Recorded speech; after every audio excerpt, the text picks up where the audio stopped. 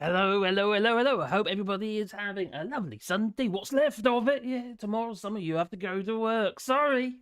I'll be there in my little workshop, playing with my wood. Wood. Yeah, that sort of wood. Not that, yeah. Oh, you'll tell. But anyway, there's been nothing going on this weekend. And last week and next week's going to be the same, it seems.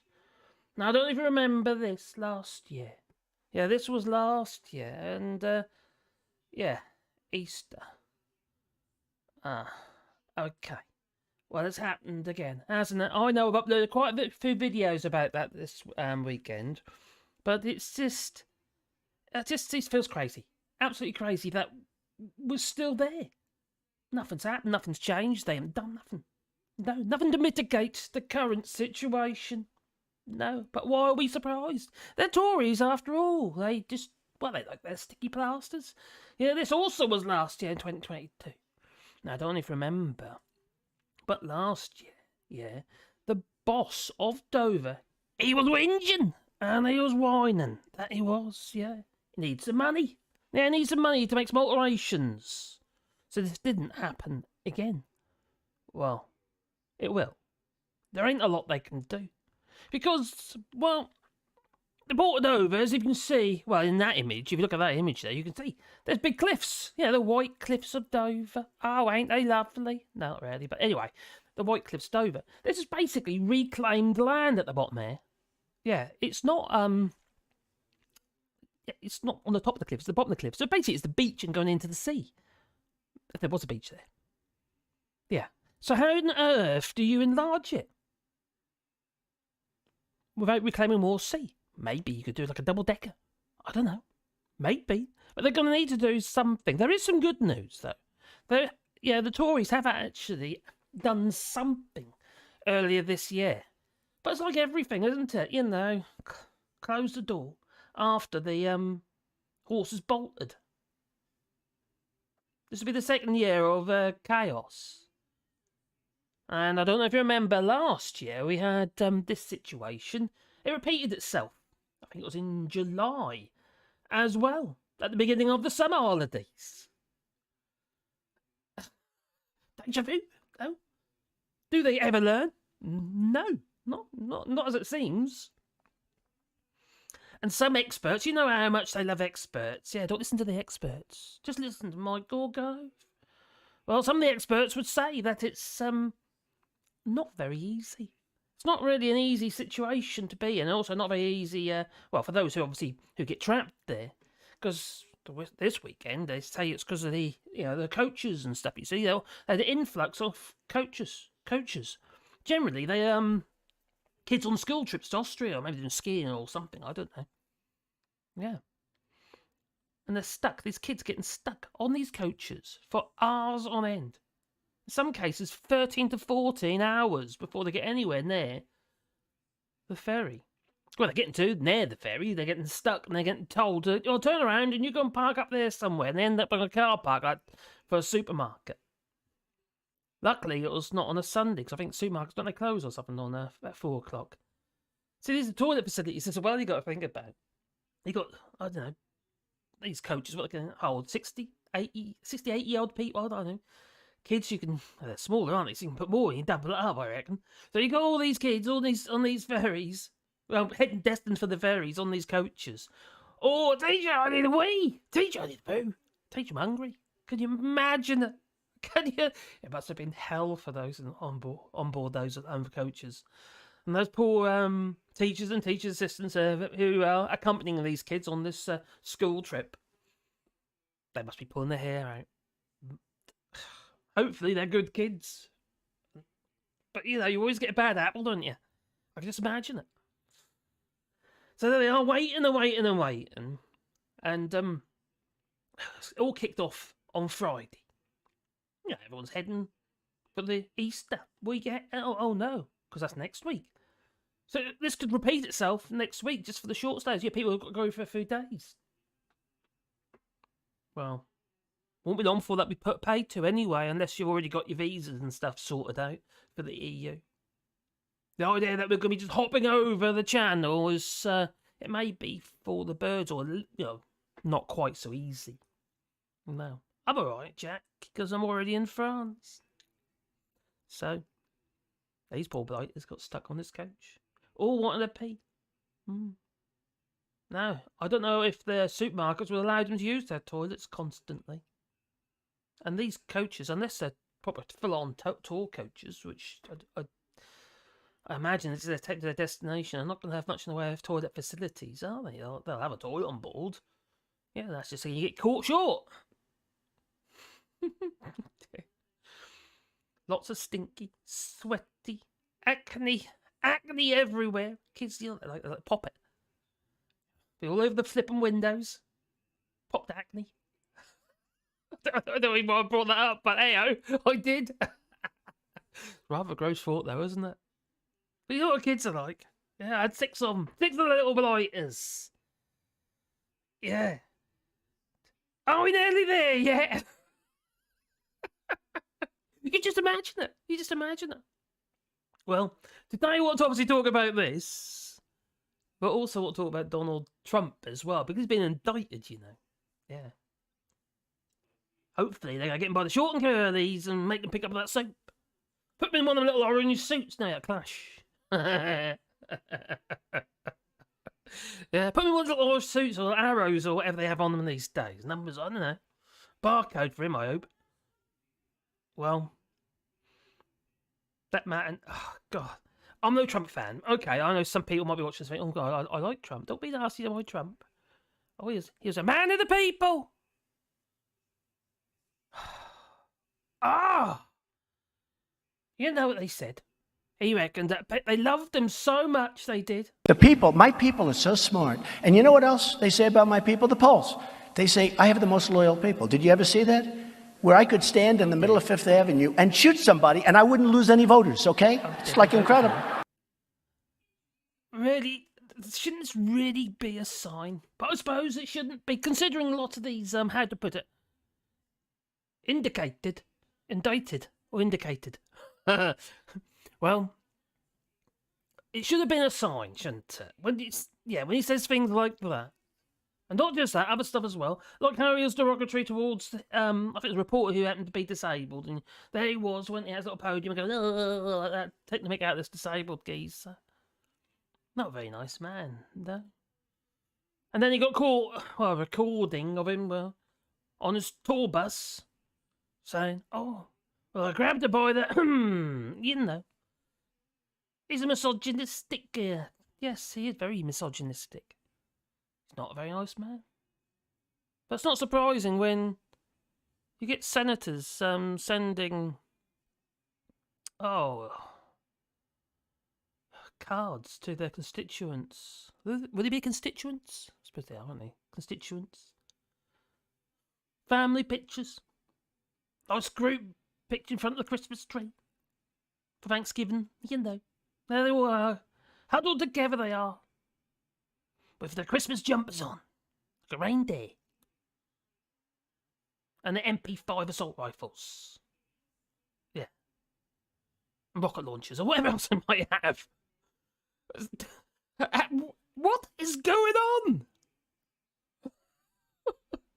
But it's true. It's not just one case of that. I should post pictures of that, shouldn't I? But yeah, it's just maddening. What? There's some people saying Donald Trump being indicted could actually strengthen his campaign to become the president of the United States yet again in 2024. I have my doubts. I know it's always the loudest that shout the loudest. And it's the same here in France. I know there's a lot of protests going on here regarding, obviously, pension ages and circumventing Parliament and stuff like that. The French aren't happy. But they're being riled up by the hard right and Gilets jaunes types and stuff. Connie, whatever his name is. Yeah, him, Mélenchon, on the left, hard left. They like to stoke, they like to point the finger, they like to shout from their rooftops. But when it comes down to it, they're not that bright because they don't seem to have any answers. Sounds a bit like Donald Trump. Super chat! I've got super chat! Oh, who was that? Mr. Scotch Pie, thank you very much. You're most kind. Oh, what did you say? Did you say anything? Oh, didn't say it. What did you up there? There we go. Do. Buy your own super chat. Why would I buy my own super chat? There's an option to buy your own super chat. Why would I do that? Is it so I can make it look like I'm getting lots of super chats, but wouldn't it look like they're coming from myself? Wouldn't it be a bit silly? Anyway, okay. Thanks for that. Much appreciated, Scotch Boy. Anyway, who we got here anyway? It's me yabbering along here and that, and I've ignored you. I've ignored you. So basically, I'll try and do a little bit about Trump and do a bit about this the Dover situation. And it's apparently Natalie Alford. Mr. Speaker, Dover is once again beset by miles of traffic jams along the motorways, affecting residents and local businesses alike. Not because of Brexit, but because of Brussels bureaucracy and red tape. Yeah. Cuckoo. Yes. Cuckoo. She certainly is. What a bunch of loons. Well, anyway, it might be easier if I bring up the chat over here. I'll do that instead, because I'll be a bit closer. Or should I do it over here? No, I'll do it over here. Okay. So, I could change the camera and that, couldn't I? No, that doesn't help matters. I've got dogs! I'll tell you what I will do. I'll just bring this camera around here, and then you can see the dogs, because they're here. I seem to have somebody behind me. I can hear someone munching on the bone. That's Dora. She's munching on the bone, she is. That's going to be irritating and off-putting, hearing that crunch go on during my live stream. What are you like, girl? Oh my God, a big old bone she's got there. Look at that. Now, over here, I have got somebody else who's probably waiting for a treat, so I'll have to sort him out as well. Look at that. There's me my work trousers on. Look at these. Yeah, I know. You want a treat, don't you, over there? Right? Okay. Let's just give him a treat, and we'll carry on. Oh, bum. A treat. One treat coming this way. Oh my God, it's like fishing. Oh, okay. Keep your fingers. Keep your fingers. Oh no. Where is he? Well, that's my Sebastian. And Wally's probably sitting on the sofa with my dear missus in front of the fire because he's a fire hogger. That's what he is. He's not a fire starter, no, but he's a fire hogger. He loves his fires. Yeah. He literally sits that close to him. Now, Wally's got a dry nose. Dogs, eh? Just like children. Really, Dora? You're a bit low. She's a bit loud. I don't know if you can hear that or not, but she's making lots of really loud, crunchy noises. Anyway, I was going to have a look at this chat. So, bring it on over there. Oh, what we got anyway? What we got? We got people. We've got people. I like people. Yeah. Caroline reckons I don't like people. But I do actually like people. I do. I just don't like horrible people. Because they're horrible. Yeah, I keep coming across them. Especially doing this channel. I've been having a few right-wingers on my comments recently on my videos, yeah. Saying right-wingy type stuff. I don't like it. But what am I supposed to do, eh? Anyway, what we got? Or what we got? I mean, who we got here? Because we've got people. That's what we got. So, hello, Vendetta, and Lefty Boater, Heidi, Caravan Lad, and Gingers. Oh, are you looking forward to your trip? Joa, hello Joa, in Portugal. I'm alright, says Lefty Boater. I'm glad about that, my friend. I hope that boat ain't rocking. You ought to be in there, those blooming typhoon whirly-jiggy things in the United States, do you, on a boat? No, crikey. No. My God, that's scary. I don't know if anyone's seen the weather in the United States with that typhoid thing. You know, the spinny wind thing going across. Well, we get them here, you see, in France. We're in a sort of a bit of a plain, really.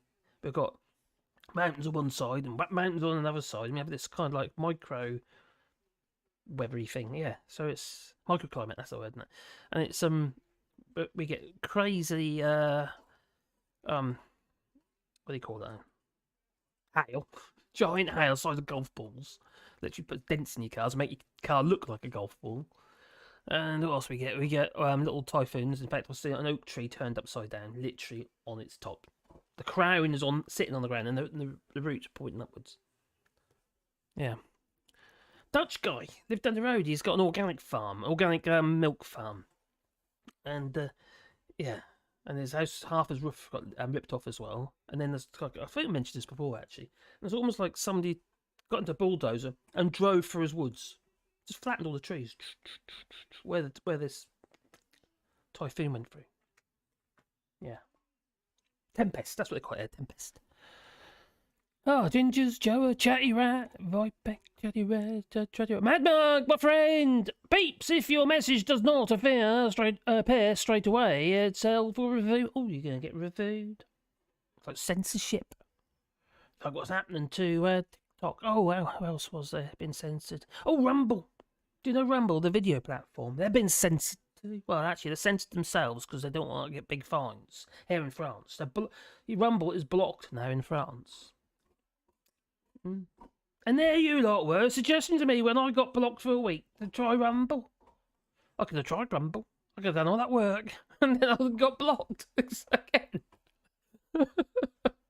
Anyway, I found out it was a bit of a right-wing type, so-called freedom of speech. You say what you like, and be nasty and horrible, and and promote propaganda. And the Queen was a lizard, that sort of thing. You know the kind of thing. That strange bunch, I'll tell you. Hey, Peter, hello there, good evening, and bonsoir, too. So Larry the cat, goodly evenings, he says. And an orange suit for the orange man. I know, that would be very good. That does make me tickle. Now, when they're saying that about Donald Trump, and that there's a possibility it could actually boost his campaign, I can just see that. He's going to, at first I thought, he's going to hate being in the old handcuffs, been seeing him oh, no. I'm getting his old mugshot done. Stand for the wall with all the numbers and stuff, I'm getting barcoded. Or something. I don't know what they do. I thought he'd hate it. But now I'm thinking about it. He'll use that now, wouldn't he? It's like the sympathy vote. Because what did he do? As soon as he realised he was going to get indicted, he thought it was going to be last week. You see, he was going to get indicted. I mean, last Tuesday. I did a little video, didn't I? And he then put an email, send out an email to all his followers, and there's a lot of them. Yeah, give me money, save me. I've got no money. I'm poor. He isn't, obviously. but people give him money. Although he didn't do as well as he did last time. No, I don't think he's got the support base as he had before. Now, he has got his Truth Social, which is all about truth, you see. Freedom of speech and all that, except they block people. How do I know that? It's because I thought, no, before I do this stream, I'm going to have a look at his, messages on his Truth Social. Yeah. I tried. Not available in your country. so much for being open. No, he just wants to control it to all those who support his argument. I reckon. Yeah. I suppose what you got to do is you've got to get there with their VPN. Yeah, your virtual private network. Go in there and pretend you're a Trump supporter. Yeah, it's like infiltration. Sort of sleuth it. Yeah. That is a thought, but. Well, they might recognise. I don't know. VPN might not work even on that. Don't know yet, do we? No. So what else we got? Anyway. And Dirty Jokes fan, coach trips will be reconsidered as this is an untenable year after year. Well, there's some good news. There is, I say good news. It hasn't happened yet. So yeah, obviously we have to be a little bit pessimistic. Because you never know with the Tories, but they are apparently doing something, which we'll get into in a moment. Trump is a man of the crapper. The golden crapper, yeah. So the Braverman's husband hits out over the island. Oh, crikey, do you know what? That was bugging the hell out of me. I saw this morning Sophie Ridge, I was asking Suella Braverman. Yeah, cause she was on Sky News this morning with Sophie Ridge. And I quite like Sophie Ridge's approach, although I feel that she could be a little bit less pandering. She asked about this, brought this up about this, and she did actually say, Sophie, that Linda's tweet was about the rhetoric, but she didn't actually hit that hard home. She didn't actually go hard on that. But Sorella Braben, she started gaslighting. That's what she did. She started gaslighting the dog. Yeah, she started gaslighting, you know, riding people up, basically. That's what gaslighting is, isn't it, you know? And Sophie Ridge didn't pick her up on that. And I thought, this is obvious what she's trying to do here. And I felt that all Suella Braverman wanted to talk about was the little boats, you see. Yeah, stop the boats! Stop the boats, is what they said. Yeah. Didn't like the awkward questions. I did a couple of videos about it, actually. She went... I don't even notice, but Suella Braverman's tone was more, how to put it, sedate. She wasn't that arrogant kind of... How does she go now? Oh, what's that? The Guardian reading, tofu eating, wokerati. She's always on the attack, isn't she, when she feels she can get away with it? Or she can spin a new headline, or get on the front page of the Telegraph with the aeroplane full of refugees heading to Rwanda. Or has an opportunity to stand in front of Auschwitz, or somewhere like that. I think that's where it was, wasn't it? Somewhere, anyway. You know. Oh, that's not Rwanda, is it? No. Anyway. So, she does try to jump on those old bandwagons. But there's people out there who not just listen to her, but they take it all in, don't they? They believe every single word, or they want to. You know, how to put it? What do you call them? Fascists. I know it's a term that's getting quite loosely thrown about at the moment, but the shoe fits. These people don't care about people. They just care about what these people can do for them, how they can put them in their place, and it's just still narcissists. It's just like Donald Trump. Don't care about people. Don't care about their own families. No. There's no love in them. I think that's what it is, isn't it? There's no love in them. They're just full of hate. And they like to utilise that hate to be able to further their own careers. Manipulate people. Put on their strings, you know. Because there's people out there who's obviously also has a certain level of hate as well, you know. They suddenly do try and throw it around. Just like this geezer here. Well, let's show you. Well, they're on their way. They are. On a bus. I don't know if they're heading for Dover. I don't think they are, no. But they're on the bus. And they're going to do a bit of campaigning. And they're so enthusiastic. I mean, they're really enthusiastic. I have to admit, they are winklies. But anyway, they got their rosettes. Yeah, okay. Oh, look at them. Okay. I don't know if you've seen this before. Probably not. Maybe you have. Oh, look at that. Is it Britain first? Oh, aren't they delicate?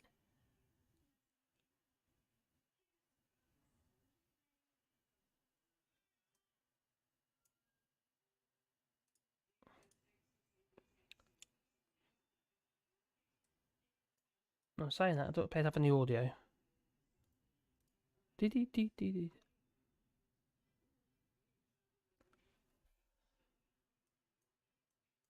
I don't think you can hear that. Do. Why haven't we got the audio? Oh, hang on. Oh, I know why. Hello everyone. I do apologise. We're off to campaign for the local election. Say hello everyone. Oh, look at the enthusiasm. Oh, they sweet. We're off to campaign for the local election. Say hello everyone. This is Paul Mullen, this geezer. So I uploaded a video about him the other day. We're off to campaign for the local election. Say hello everyone. He's Stop that. I've had enough of it now. Anyway, this geezer here, he uploaded a video the other day, an angry video about how, basically telling us on the left, us lefty, us from the wokerati. Oh, don't you ever go at our Jacob Rees-Mogg? No. Oh, Jacob Rees, don't have a go at him. Dogs will be after you. We know where you are. We'll be on campaign. We'll go on your doorsteps. We know where you live and all that sort of stuff. He was doing it from his car. I thought, what a numpty. Yeah. He just admitted that he was going to cause mischief, incite violence and all that. He's a criminal. That's what he is. That's Paul Mullen. think it's Paul. Is it Paul? It's not Jeffrey. It's definitely a Paul, I think. Yeah, and it's full of hate. Horrible, horrible, horrible cretins, just like Donald Trump types, you know. Make Britain great. God's sake. They say that's why that word great is in front of Britain, you see. Yeah, they haven't got a clue. They really haven't. These people are nutters. And they walk amongst you. They do. Strange bunch, aren't they? But don't worry. Don't fret. Because there's another Tory joining GB News. I'll show you that in a moment. Let's just check the chat quickly. Hello, Stu. COVID bus, that's what it is. All those anti-vaxxers. Oh, God, no, I'll have to share this with you. Oh, no, it's just reminded me of this anti-vaxxer. Okay. My dead daughter-in-law, who happens to live here in France. She's got a new job. She used to be a librarian, but, they shut the library down. Anyway, she got this new job. And she works in a boulangerie, where they sell baguettes. Yeah. Un baguette, s'il vous plaît? Yes, that's when they sell baguettes. A customer comes in. And she says, all straight-faced, try to make conversation with my daughter-in-law. And she says, you know that COVID vaccine? Obviously in French. You know that COVID vaccine? It makes bad drivers. My daughter-in-law, she responds, she says, oh, okay. Well, I think there was bad drivers before as well. Before. I just cracked up. I won't be able to hold myself. I'll be in hysterics. Rolling around on the floor like one of them Ninja Mutant Hero Turtles. Spinning around in a shell. Like I say, they walk amongst us. There's some strange people out there. Makes you wonder what the parents are like. How on earth do you end up down that slippery slope? I know a few people like this. Our French neighbour, she's lovely, don't get me wrong, but she's an anti-vaxxer and everyone else has to be careful around her because they're worried they're going to give her the virus, just doing obviously during the pandemic. And the conspiracy theories, oh my God. The dark web. So much for freedom of speech.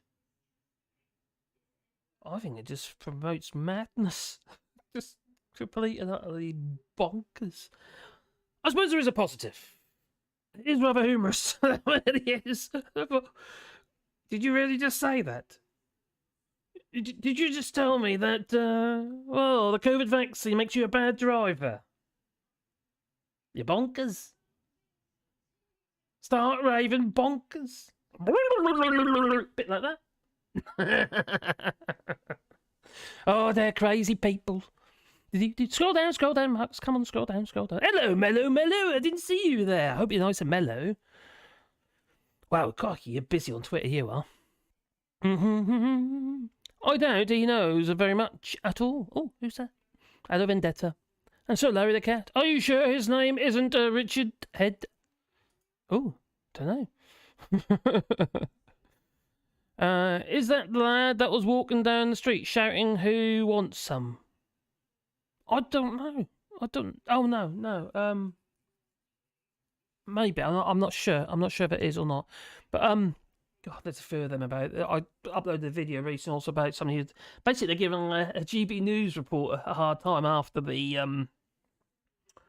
a reporter came out regarding the Met Police, and he's going about them being vindictive and stuff like that. Just leave the police alone, let them do their job, blah, blah, blah, blah, blah. Yeah, that's not their job. Their job is not to be nasty cretins. No, it's not all of them. I know it is. I do find this saying that they're endemically, it's endemic in the police force. But I say there definitely is a problem. But if you were somebody if you were a police officer in the police force and you felt yourself, well, that's not me. But everyone's looking at me now and they think that's who I am. And that's kind of, I find that, I don't like that term. I don't, it's too global, and it's, me, it just it's not fair. Am I too woke? Because there are good coppers out there. There really are. I was listening on LBC the other day. This was a Sheer Fogarty show. And somebody called in. I can't remember his name. But anyway, somebody called in who was in prison. And he was likely to go the wrong way when he came out. He was going to end up causing trouble again. And if it wasn't for certain police officers that were assigned to, I don't know, probation or whatever it is, I don't know how it works. But anyway, if it wasn't for them, he would have most certainly have gone the wrong way, and they helped him. And instead, what's happened is this bloke was actually, he started doing charity work and helping out, and he's part of organisations and stuff, to help other kids. Not to go follow that same, something positive's come out of it. He's done something wrong, and now he's doing something positive. That's fantastic, I think. It really is. And we need more of that. So it isn't all police officers. Of course, some of them isn't. No, they're not all bad. But there's certainly lots of them who are. Unfortunately. And there's stop and search was going on, Maybe it'll be going on at Dover. That'd be interesting at the moment. I wonder if there's going to be a new, a bootleg going on. Maybe. Booze is cheap, you see, in France. Maybe that's why they're all coming over, to fill their vehicles up with alcohol. Might be it. But no, they're all on holiday. And there's many of the coaches who are the problem. So we all remember, don't we? All remember what was going on. I'm moving the wrong mouse. I'm expecting things to move about here. I'm using the wrong mouse. Damn me. Trackball, I mean. So, I'll quickly just check that chat. So we've got going on. Peter says the best way to make Britain great is to get rid of all the Tories and the cultists. Oh, please. Let's do it. Have we got any kind of Guy Fawkes types out there? You need to do a better job this time. You need to do something. There aren't many good ones in there. Although I quite like Chris Bryan. I think he's a decent guy. And I also like John Nicholson. I think he's a decent geezer. To be fair, I actually like Jess Phillips and over the hair, her golden locks. Clear.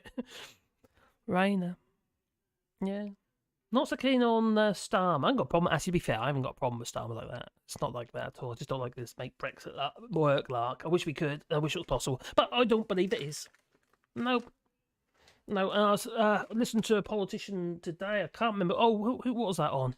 Oh, my God, that was on Andrew Neil on Channel 4. And Andrew Neil, there he was, asking these questions as a politician. I can't alive me, I don't know who he was. Anyway, she asked him, no, it was her. Asking her. No, we're asking him. No, Labour, and her. There's Labour and a Conservative. Anyway, it's asked this Labour MP about what are you going to do then? What are you going to do to make Brexit work, so to speak? Yeah, no answers. It's just rhetoric. And the argument for Labour is, well, we don't really know what we can do until we see what the state of affairs are. We can't, the Tories don't share that. So I get that with the finances, what have you, but the try and make trade easier. How? About some, single market maybe? Oh, that's an idea. Maybe that's the plan. I don't know. I suppose if we move away from our hard lines, that would help. But still not going to get rid of paperwork, the red tape. No. Not at all. And businesses are going bankrupt left, right and centre. We can't even get our coaches full of kids over the flipping channel on the first day of Easter. Well, it's a week before Easter, but, first day of the holidays. It's just madness. Absolute madness. Oh, scroll. Oh, alright. Oh, click off that. There we go. I'm clicking on things I should be clicking on. There we go. Rob almost drools over... Oh, my God. Angela's boots, says Joe. Yeah. Who saw Rob when he's giving her the wink? Angela was there. She was doing her best possible taste leg flick. Like Kenny Everett. There she was. Oh, best part. There she was. I'm sure he's drooling. But then Dominic Raab, he stands up and he says, I don't believe in women's rights. And human rights. Yeah, and social economic rights. And stuff like that. You remember. Lovely guy. I got voted in. What's it saying about the people who vote me in? That's the thing, isn't it? Well. Oh, no, this time last year, the government, well, they refused to acknowledge or accept plans. Yeah. And, as such, nothing got done. And, we're back there again. So we've got deja vu. So, there we go. So the British government, they rejected the proposal. Shall I actually make that a bit smaller? Because I feel that my head has been chopped in half. So I'm going to drag that over. There you go. I do like OBS. It's very good. It's free software as well. Yeah, it's good. And anyway, so the British government rejected a £33 million proposal to double passport booths at Dover in 2020. Now, I don't even remember, but they were going on last year when there was Liz Truss, when it happened in July, and Liz Truss stood up there and she said, blaming the French, obviously, it's all the French's fault. Yeah, they didn't fill the booths. Well, it isn't just the booths, you've got the support staff as well. You got, people get pulled over to one side and then what, a strip search you. You know they are with their strip searches. Oh no, that's the UK, isn't it? Yeah. Yeah, I don't know if you heard, yeah. I uploaded a video the other day. I couldn't believe it when I saw this. That children as young as 8 years old have been strip searched. I mean, intimate strip searches without the parents present. How is that ever allowed? This was from the Child Protections Minister or Commission or something. Can't remember her name. But anyway, Dame something. She was a dame. Yeah. So. She ain't lying, why would she? So the British government rejected a £33 million proposal to double passport booths at Dover in 2020. But like I said, there isn't the room. I don't know where they're going to put them. I'm sure they can actually make it more efficient and clean it up, but that's not looking to the future. Now, all these costs, well, they're mounting up. So, the proposal was £33 million, but they rejected that one last year. And this was requested by... I think it's Doug Bannister or something from the, I think he's the CEO of Dover. And they want money. If you want to sort this problem out, we need money to make some changes. Because as you know, the French they're on British soil, they are. Well, actually, so is the Brits are on French soil as well, because of the Torquet Accord, or whatever you call it, yeah. Which basically means you can put your customs officers on the other side of the channel, which is actually a very practical and very good idea. Well, now you remember this, Liz Truss, she said, lamented she did. She said, that's unacceptable queue, she said, last year. But don't worry, she also said this. Oh, okay. That is a disgrace. Oh, we know this. Yeah. She's a strange one. She said it was unacceptable, the queues at Dover, blaming a lack of staffing by the French for the disruption. So this was last year, remember? Bumper traffic in 6-hour queues. Well, it's half of the 13 hours, isn't it? Made its way towards the port of Dover on Friday. You see, once there's a problem in the port of Dover, because how the infrastructure is there, and how the road comes down the hill from the roundabout into the port of Dover, it's just it bottlenecks. And if you get any kind of disruption down there, the whole lot goes aspect-faced, doesn't it? So yeah, bumper traffic, 6-hour queues, made its way towards the port of Dover on Friday. Obviously, that's a different Friday. Obviously, the Friday before that holiday. Now, one of the busiest periods for foreign travel from the UK, as most schools in England and Wales break up for summer. Well, this wasn't Easter. This was July last year. This one. But also happened in Easter as well. So they knew about this. This all happened. So the Foreign Secretary called on France to act over entirely avoidable delays. We're a crooked knife. Delays at the border, saying we need action from France to build up capacity at the border to limit any further disruption. for all British tourists, and to ensure this appalling situation is avoided in the future. In the future.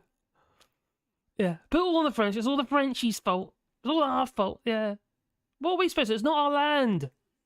I say we, because I'm in France, you see. But yeah, it's your land. It's your infrastructure. So you sort it out.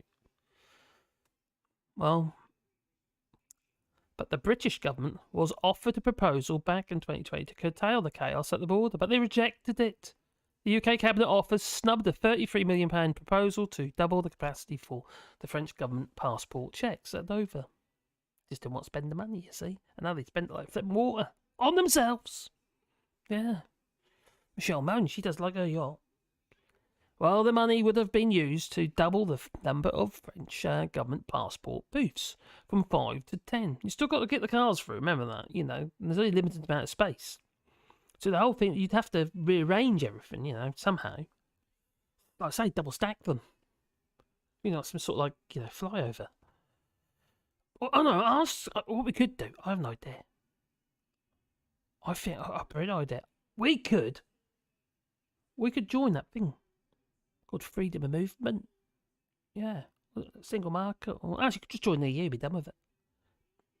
What a brilliant idea! Why don't we just do that? Well, that ain't gonna happen either. But anyway, they don't want us anymore. They don't blame them either. Oh my God, the trouble we've caused. It came after the Port of Dover had repeatedly warned that it will need to substantially boost capacity for French controls, which under a reciprocal bilateral agreement which enables passports to be checked before boarding the train or ferry to France in order to ease the traffic flows. And then we're going to have the biometrics. So we're going to have the little mini visas and the biometrics. Oh, crikey, they're going to get your fingerprints. They're going to do the rectal investigation. Make sure you're not bringing in anything like worms and stuff. Oh, no, that's the dogs. Oh, yeah. Okay, yeah. Or was it the other way around? Anyway. Yeah. Or maybe it will be, you know. You know how it goes. Ooh. Oh, some people might like it. Saying no names. Anyway, when the Department for Transport was asked yesterday why it did not approve Dover's bid for £33 million investment, an official said the department did not comment on an individual basis, on individual bids. Oh, dear people. The French Transport Minister, well, he's still there, he's still the Transport Minister, Clément Beaune, tweeted that Saturday afternoon.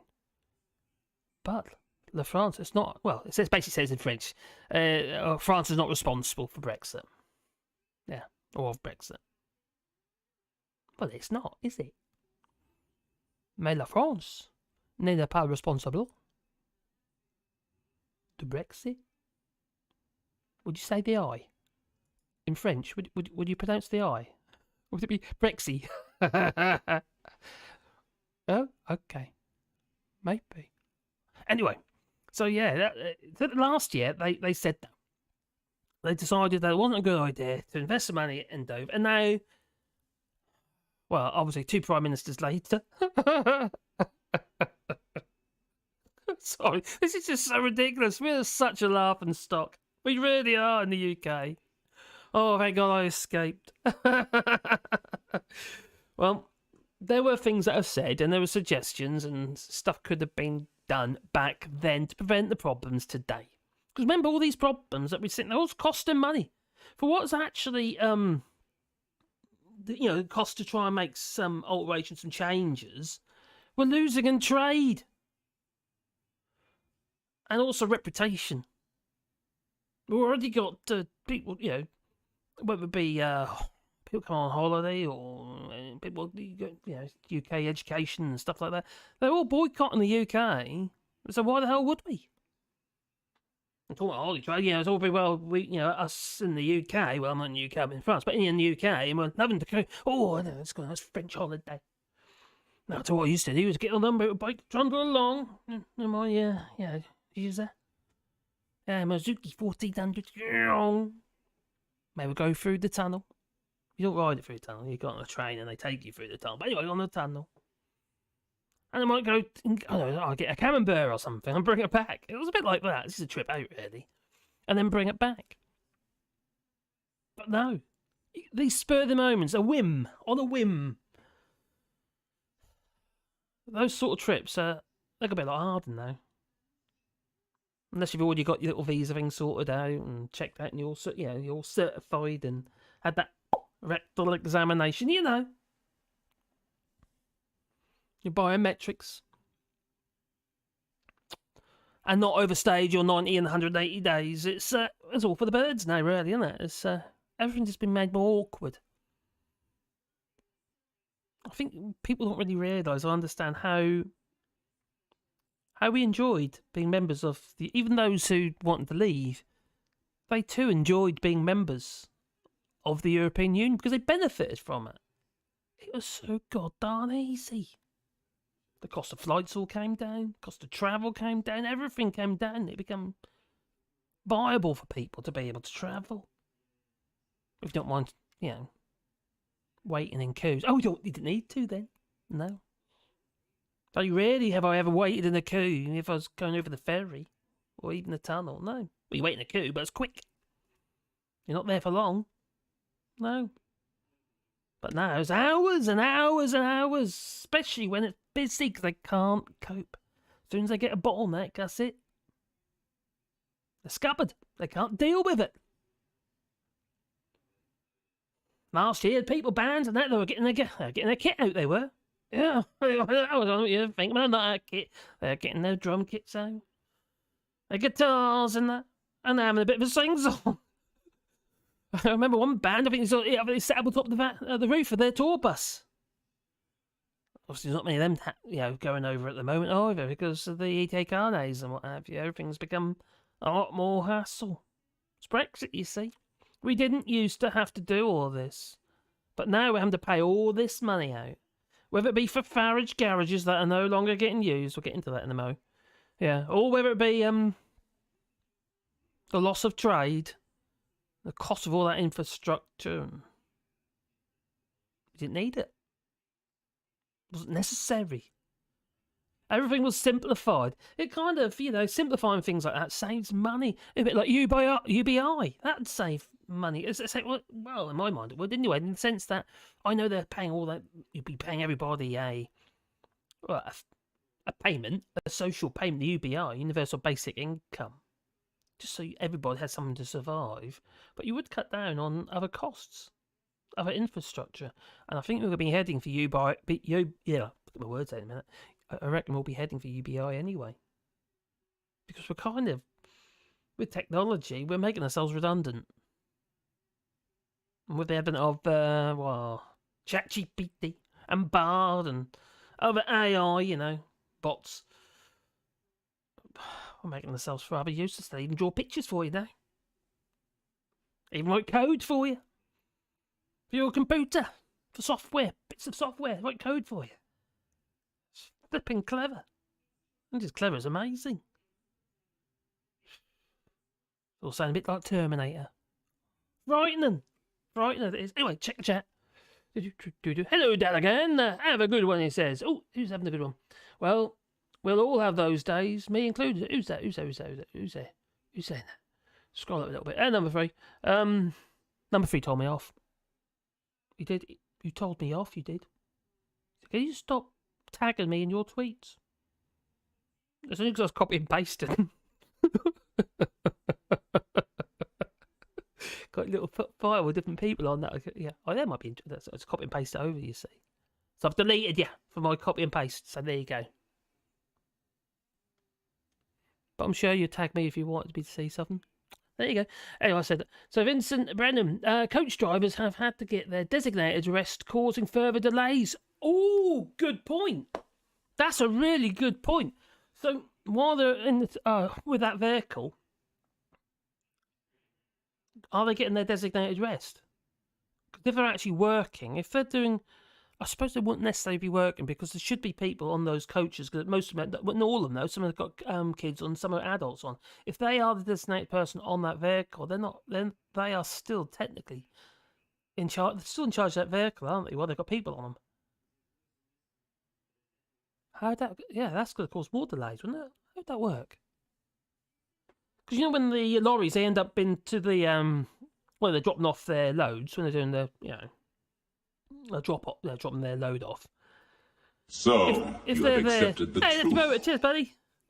If they're there doing their drop off, that time where they're doing their drop off, so even if they're just standing about and their forklifts are coming along and unloading their, that's all. I believe someone here might be able to correct me, but I believe that time is accruing on their time to actually, they're in it for their rest periods and stuff. So it goes against them. So just scroll do. Oh, cheers, Lefty Boater, most kind. What do you say? What do you say? Here's to my second Twitter ban. You got a Twitter ban?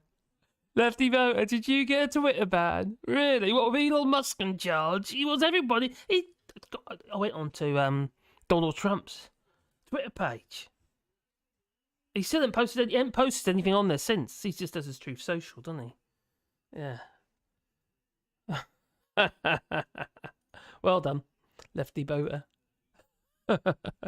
So Vendetta says image creation so-called are getting sued just like the music industry did. Now there's something we need to be very wary. If you are using ChatGPT or any of those things to create stuff, whether it be copy or images and what have you. Oh, there Mrs. She come to say hello. Worried about Wally? He's constantly coughing. I can't do it about the moment, darling, can I? The vet's open. It's coffee. My little Wally ain't very well at the minute. He's got a lot of he's very chesty, but it might be his heart problem, so he might need more water tablets. But yeah, poor little bugger, poor little blighter.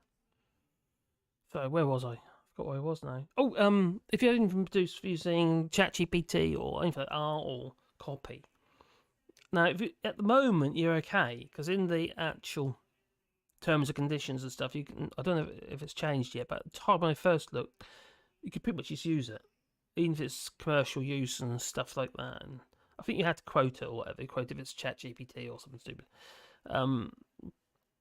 But you could use it. But let's say, for instance, argument's sake, you're creating this new website and you're using ChatGPT to produce loads of copy for your website. Well, 3 months down the line, 3 years down the line, and they change their rules, their copyright rules, because all the stuff will be retrospective, so they'll apply on past stuff. So you get a website full of stuff that you can get stung on, on copyright, or you've got to take it all down, or something could happen. So you've got to be really, really, really careful. The same if you're using music and stuff, you'll be very careful because if you use music that has is copyright free, those rules can change in the future. I need to try and fight it, I suppose, because obviously it wasn't at the time. But I think you have to make sure that if you do have any terms and conditions of use, you make a copy of it, especially if it's stuff you're using all the time. If you've got, I don't know, maybe there's something you've used and it's on every single page of your website, and then your whole website's going to have to be redone because it's it's full of copyright stuff. Images or whatever, so it can be a bit of an issue. Oh dear me. Right, where were we? Oh, I was over there. Let's just head back to my microphone. I get your point number 3. So you get notifications for all the comments. Oh my god, that would annoy me. Lefty Boater only. I do understand. I don't know what I was just saying. GPT's code writing is a bit dodgy.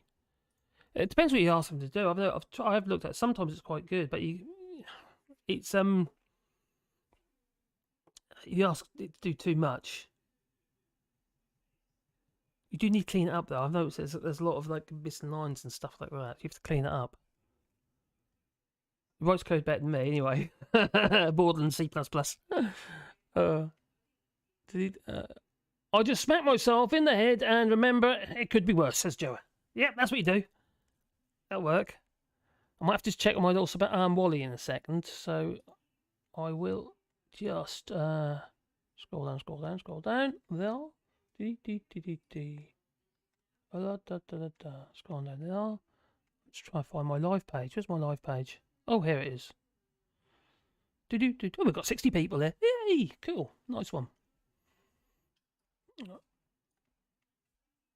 Right. You right? Oh, then Miss show me something. What do you want to show me? What the play you something. What, Wally? Yeah. Oh, God, she's really stressing now.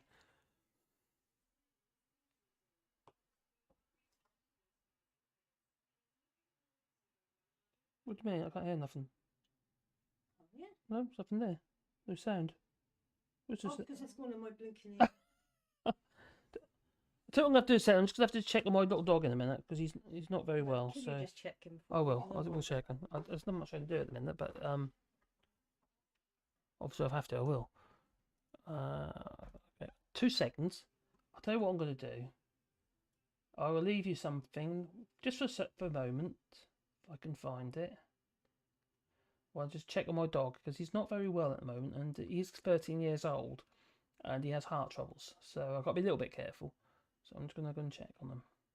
But first of all, I want to find something I can leave you with for just for a moment. Aha.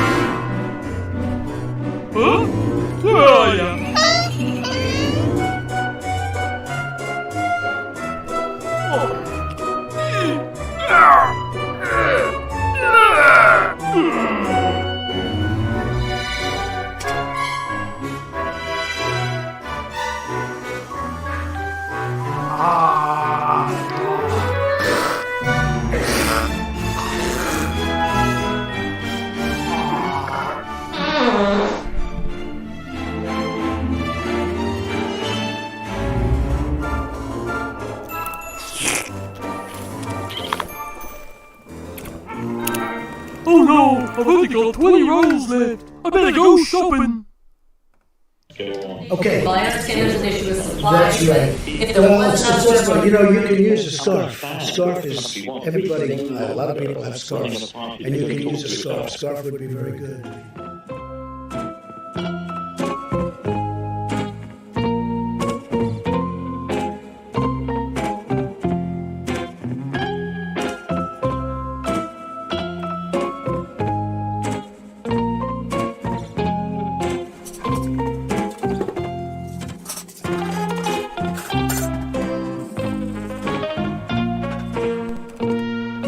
Hey, what's the date?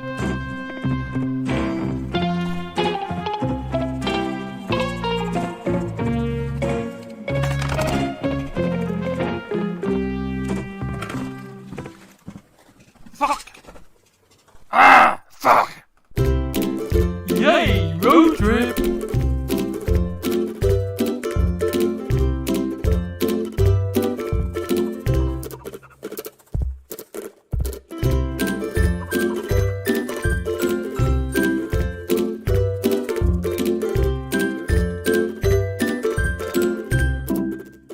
Fuck! Shit! Ah, fuck! Fuck!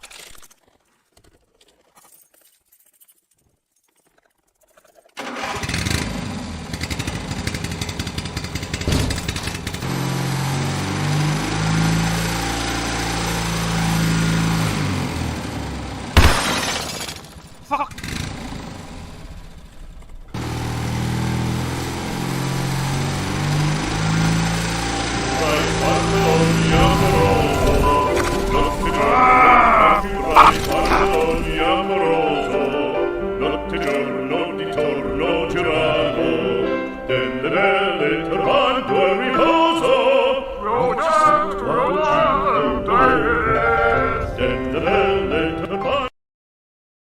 Coronavirus. Do apologise for that. No, he's alright. That's my little dog. He went very well earlier. I think Caroline's wearing a little bit too much. Caroline's got new hearing aids and she hears a lot more than she did before. and she's hearing the fact that he's a bit horsey. And the problem with Wally is he has a condition which is like a heart murmur, and it is a heart murmur, and it's it can put water onto his lungs. So we have to balance his diuretics tablets with his medication, and sometimes he sounds bubbly, and most time he does. So I think it's Caroline's hearing a bit more sensitive than what they were. But I just checked, and he don't sound that bad at all. And now he's just gone loopy because he wants treats. Yeah, let's get some treats for Wally. Oh, sorry about that. There he is. There he is. Oh, there he is. Hello, Wally. Oh, and Pandora. Where's Wally? Oh. Yeah. If there's food involved, he's absolutely fine. Oh, we've got Sebastian. Oh, God, there's all of them now. Oh, then we'll get back on track.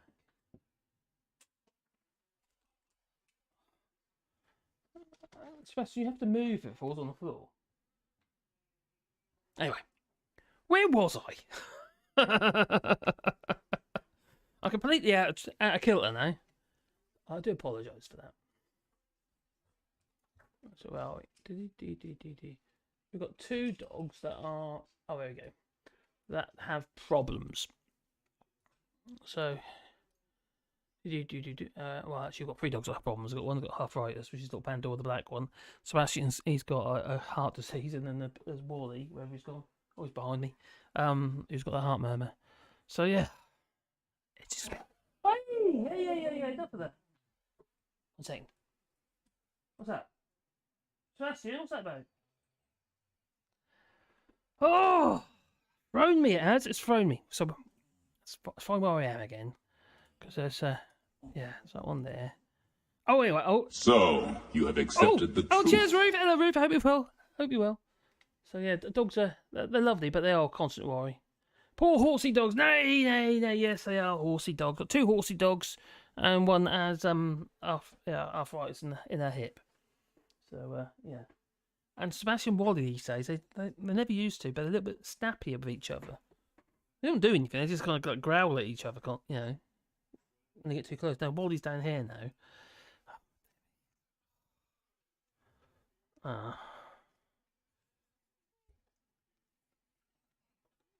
Yeah.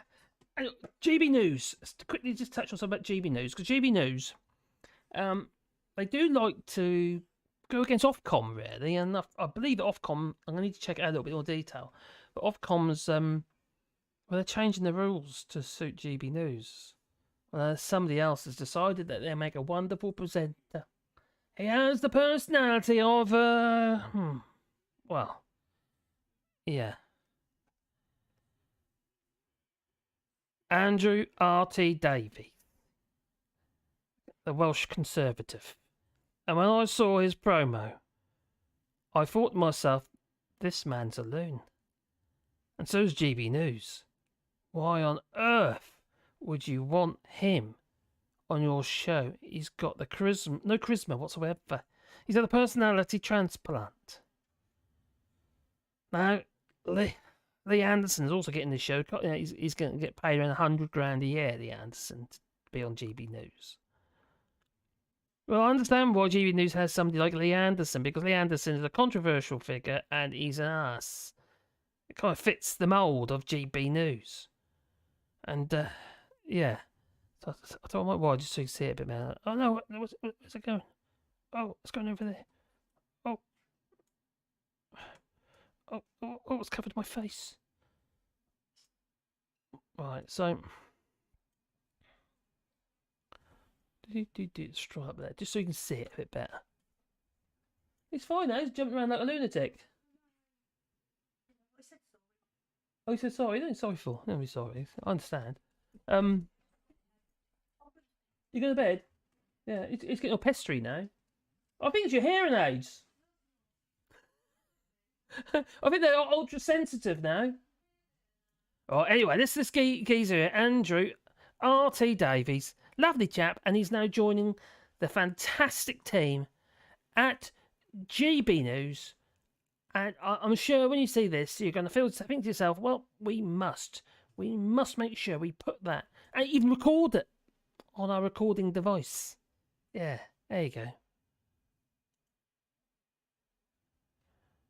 Great news, I'm getting my own TV show with GB News to talk politics in a pint. This is the type of format I've been taking around Wales for the last couple of years, engaging with people so they can talk about politics over a pint. So if you want to tune in to Freeview 236 and see Andrew R.T. Davis on GB News, it's coming to you He's soon. not a teleprompter, is he? What the hell?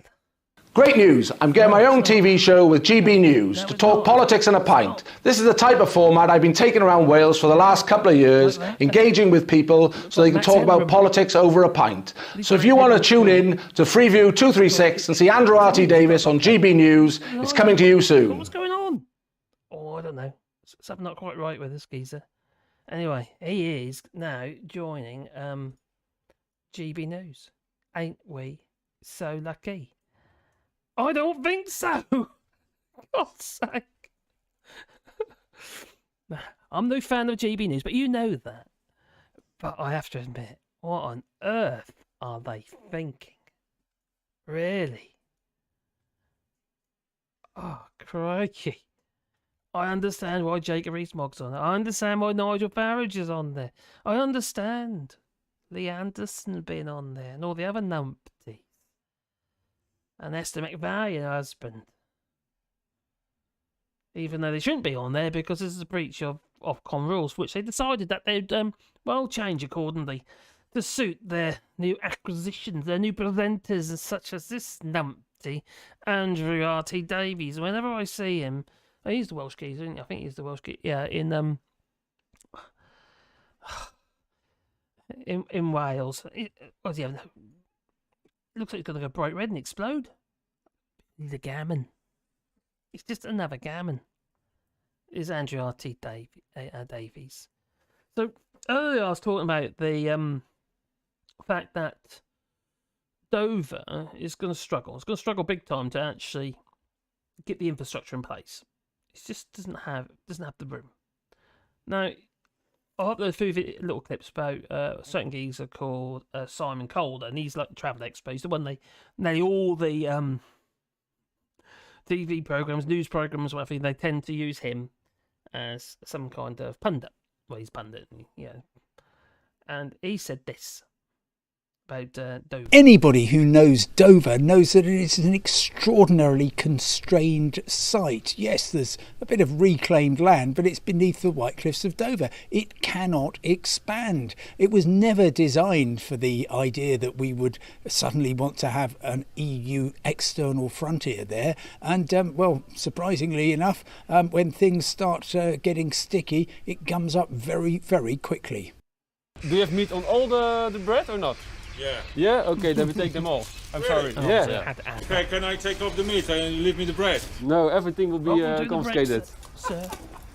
Welcome to the Brexit, sir. I'm sorry. Oh my god. Sorry. Yeah, so he sat basically saying there isn't enough room there, and that's after you speaking to I think it's Doug Bannister of Dover, the Port of Dover. So he's not the this is what he said, the Dover boss. For every passenger going into the European Union, the passports need to be swiped and then they need to be stamped. In a carload of, say, 4 people, that will take a little while. But in a coach where you might have 60, maybe sometimes up to 80 people on some of the bigger ones, that's just going to take a long time. By the way, I've been wondering what that special place in hell looks like for those who promoted Brexit without even a sketch of a plan how to carry it safely. Thank you. What a lovely, polite guy he is.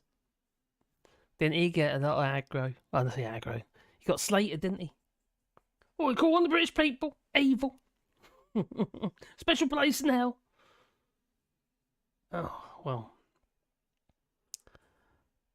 It doesn't look like there's room to do what needs to be done. But they're going to try, because they have made an announcement. This was early this year, actually. They did say they're going to... They've allocated some money. That's what they've done. They've actually allocated money for... Well, let's find it. Yeah, 45 million...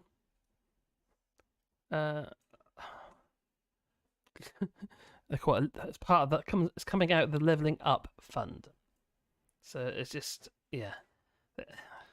this money's already allocated. I know. We'll send it over there. That's one way of paying for it, and not affecting our budget that we're already allocated. So basically just added it to it. So this was in January this year, and the Port of Dover says the government's it's a £45 million Levelling Up boost will help speed up the ferry traffic.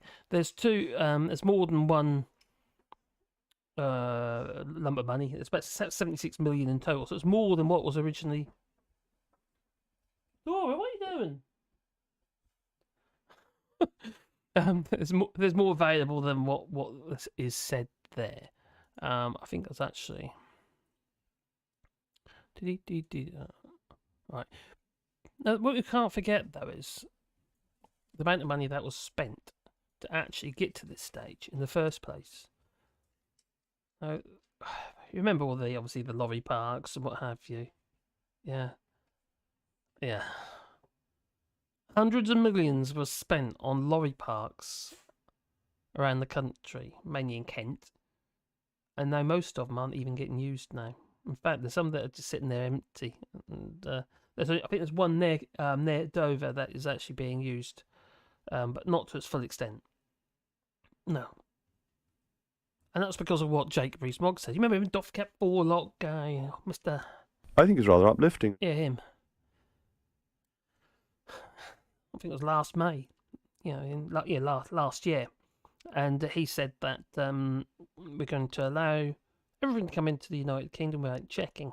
And as such, you're getting a lot of pork and beef and other stuff coming from the EU and various other places around the world that isn't fit for human consumption.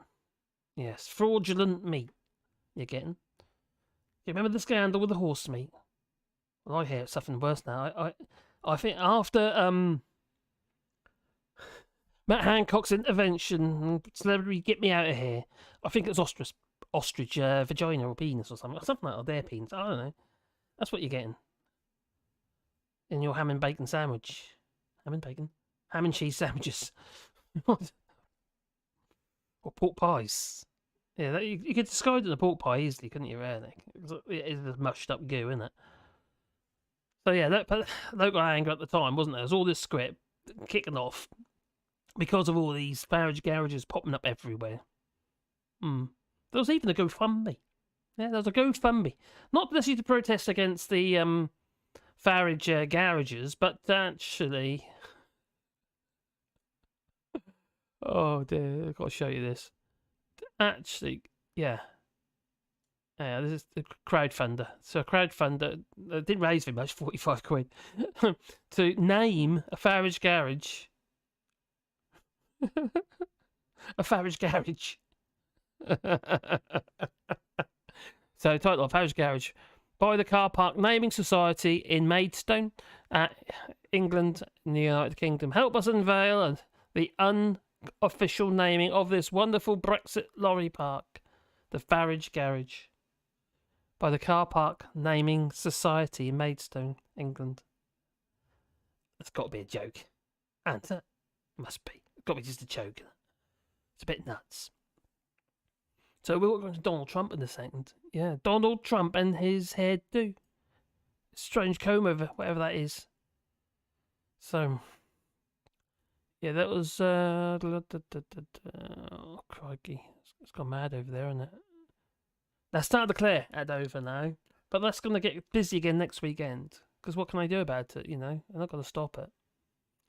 So is that one out of the way? I'm scrolling it out of the way. Because I'll go on to Donald Trump. Not literally, because he's just a cretin. Yeah, what happened there? Oh, it's over here. Alright. Oh my god, what on earth is going on with Donald Trump? Well, his attorney's getting a lot of grief as well. That has to be said. But before we get into that, I want to... Let's Australian kid on the coach. Well, a couple of other clips here that I put on here. I might as well show them one matter. So we've got the kids that were... The Port of Dover declared a critical incident here last night because of lengthy delays that are continuing here today. 13 hours. 13 hours. Yeah, we're a school party heading to Austria. We're due to leave at 4 in the morning, I think. Yeah, but the centre's about 12 miles away. We were there for 12 hours. It's taken us an hour to get back to here, so yeah, interesting journey. Not because of Brexit, but because of Brussels bureaucracy and red tape. Yeah, but new, but yeah, but new, but yeah, but no, but gotta love Little Britain. But Suella Braverman. I did a bit of mashup this morning actually of Suella Braverman and these clips because it's just everything she was saying. It can be contradicted. It really can. The Port of Dover declared a critical incident here last night because of lengthy delays that are continuing. Over the last 24, 48 hours, people trying to get away for their Easter holidays. I would urge them to check their travel plans if they're about to set off to Dover, but that the situation is improving. There's been an acute level of pressure put on the ferry companies and the coach companies, a 35% increase in bookings. For every passenger going into the European Union, the passports need to be swiped and then they need to be stamped. In a carload of, say, 4 people, that will take a little while. But in a coach where you might have 60, maybe sometimes up to 80 people on some of the bigger ones, that's just going to take a long time. It's obviously always a busy time of year. This has happened before. It happened last year. And many people will be saying, why on earth has the government let the same situation recur? Why hasn't there been the planning that needed to go in to make sure we're not back in the situation we were a year ago? But the government's in close contact with the port authorities and the local resilience forum to ensure that we start getting people crossing the channel quickly. 13 hours. 13 hours. Yeah, we're a school party heading. So I'll skip through that. Yeah, interesting journey. You talk about the increase in people trying to make the journey, but of course it's a busy time of year. The CEO of Dover Port has said the difference of living in a post-Brexit environment means that every passport needs to be checked. Do we need to, after Brexit, just get used to this happening at busy periods? No, I don't think that's fair to say this has been, an adverse effect of Brexit. We have asked to have our passports minutely examined and to have them stamped. As a result of that, checks take longer. If you've got 50 university students or school kids on a coach, that's going to take a lot of time. But what I would say is at acute times, when there's a lot of pressure crossing the channel, whether that's on the tunnel or on ferries, then I think that there's always going to be a backup. Am I dreaming? No. Where am I? And I just urge everybody to be a bit patient while the ferry companies work their way through the backlog. Not because... I'll just show you that already, so I'll skip there. But during that interview, one minute she thought it's not fair to blame Brexit. Then the next minute she's saying that how we need to be more careful. We're going to have to be precautions and what have you, and be careful because obviously there's restrictions and well, it's Brexit. It's just like, really? People were watching you. We can see this and see that you're basically just trying to cover up your Brexit. You know, it's like, don't you know, it's just these Brexiters. It's just, I just want my Brexit. They didn't care the consequences. And they're clear for everybody to see. Didn't stop the boats, did it? No. Next week, we're going to be getting even more. It's going to be fair weather, you see. According to Donald Trump, we'll get to that in a moment, but according to Nigel Farage, Nigel Farage, he put a little clip up on his Twitter, and he said, don't listen to the Tories, they're lying to you. Well, okay, yeah, I agree. Yeah, that's true. But I'm agreeing with you there. They're lying to you. He says, all those barges and other, God, disgusting, I know, but, they're not for the people coming out of the hotels. The hotels aren't going to empty, is what Nigel Farage said. No. They're going to just fill up in no time at all because there's going to be fair weather next week and there'll be more coming and end up in these barges. They'll fill up within a week, he reckons. That's what he says. You know what he's doing, don't you? He's gaslighting as well. But he might have a point. On that one, he might have a point. Oh, what have we got to do? We've got to vote for the Reform Party. Yeah, with that Alex woman in there. Yeah, that's what she calls herself. That Alex woman on Twitter. Strange people. So, yeah, Donald Trump. Lovely guy, as you know. I'm sure you all love him. Yeah, I mean, we really ought to give him... Well, we should give him a little bit more kind of free run to do what he wants, you know, and... Oh, that's not up to us, is it? No, it's up to those in the United States. Lovely. Hang on, just something's about to play on there. I don't want that to play. Oh, bum bum bum bum bum bum bum bum. Right. I don't know if I can listen to that one because it's where we are. And it's not loading up. So I'll get rid of that. Right. So, but what I can show you, if I go on to Donald Trump. Now, Donald Trump has responded. So we're going on to Donald Trump now. On to Trumpy baby. Yeah. The blimp. Donald Trump. But before we do that, we haven't had...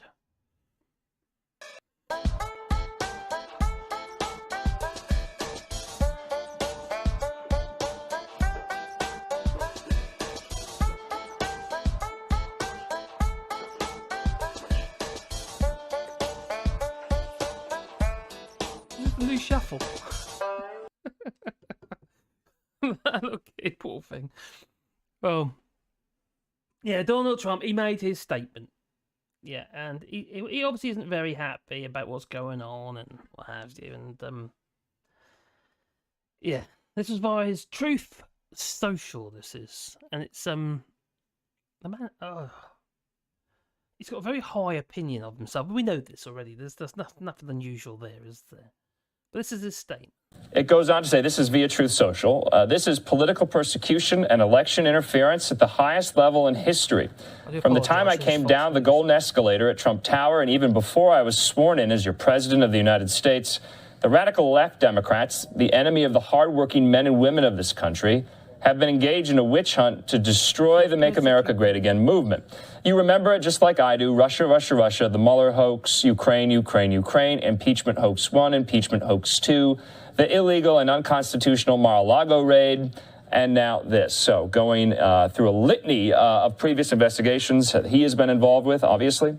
He goes on to say the Democrats have lied, cheated, and stolen in their obsession with trying to get Trump, but now they've done the unthinkable, indicting a completely innocent person in an act of blatant election interference.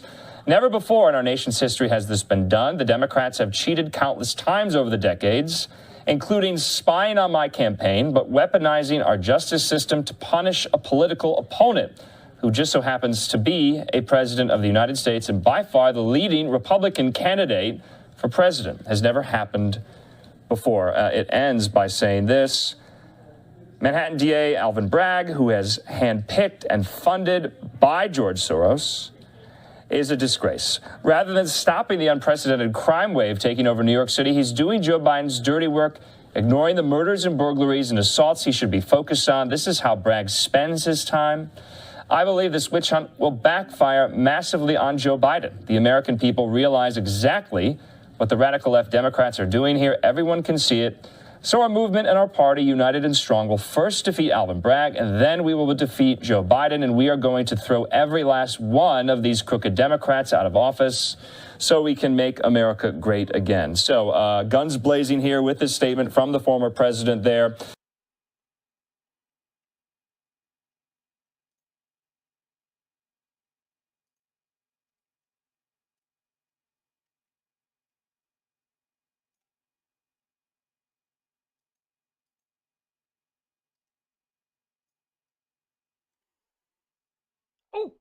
Oh, is it over? See, I can't hear it, you see, because I come through the microphone. But he's like a spoilt brat, isn't he? Make America great, he goes. So witch hunt, he goes. well, I think it's going to be a bit more squeaky. Hopefully in a few weeks' time. Months, probably. Maybe even years. But will he see the inside of a cell? There's about 130 counts against him. And although he hasn't actually surrendered to the authorities yet, no. But his lawyers are already fighting amongst themselves. I do find this rather funny. I have to admit, I shouldn't do, because the man's dangerous and he put kids in cages. He ain't lovely, is he? No, he thinks he is, and he thinks people love him so much. All the love, he goes, all the love. I feel all the love, he says. He also said... colluded in those efforts. No collusion. No collusion. There's been absolutely no collusion. So help me God. No collusion. No. Apparently. And his hair is real. I think it is, actually. What is it about people who spray themselves? Is that spray tan? Because his eyes are always white. He must use his little goggles to spray. Yeah. Bizarre.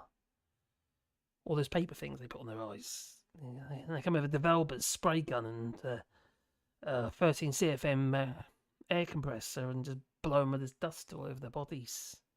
They turn them orange. Why would you do that? I don't get it. I do apologise if that's what you do every single week.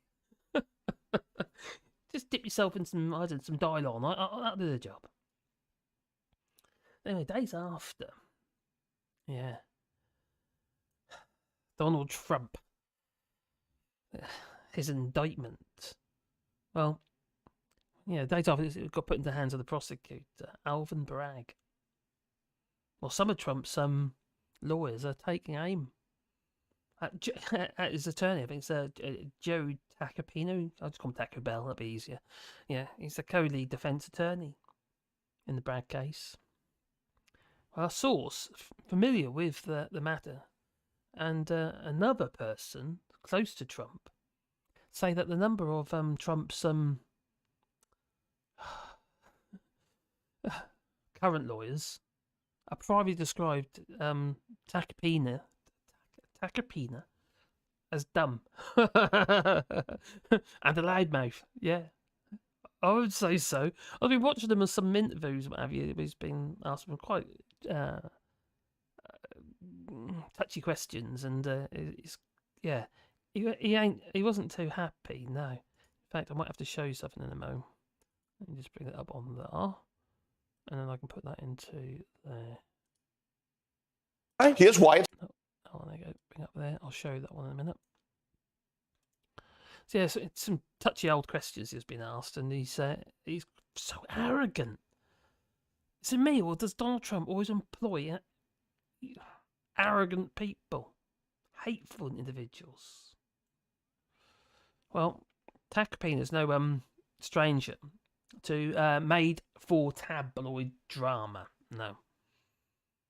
And this geezer's it's got quite a lengthy track record of repping high-profile clients such as Meek Hill and the baseball legend Alex Rodriguez, as well as securing hard-to-land wins. So he's not that dumb.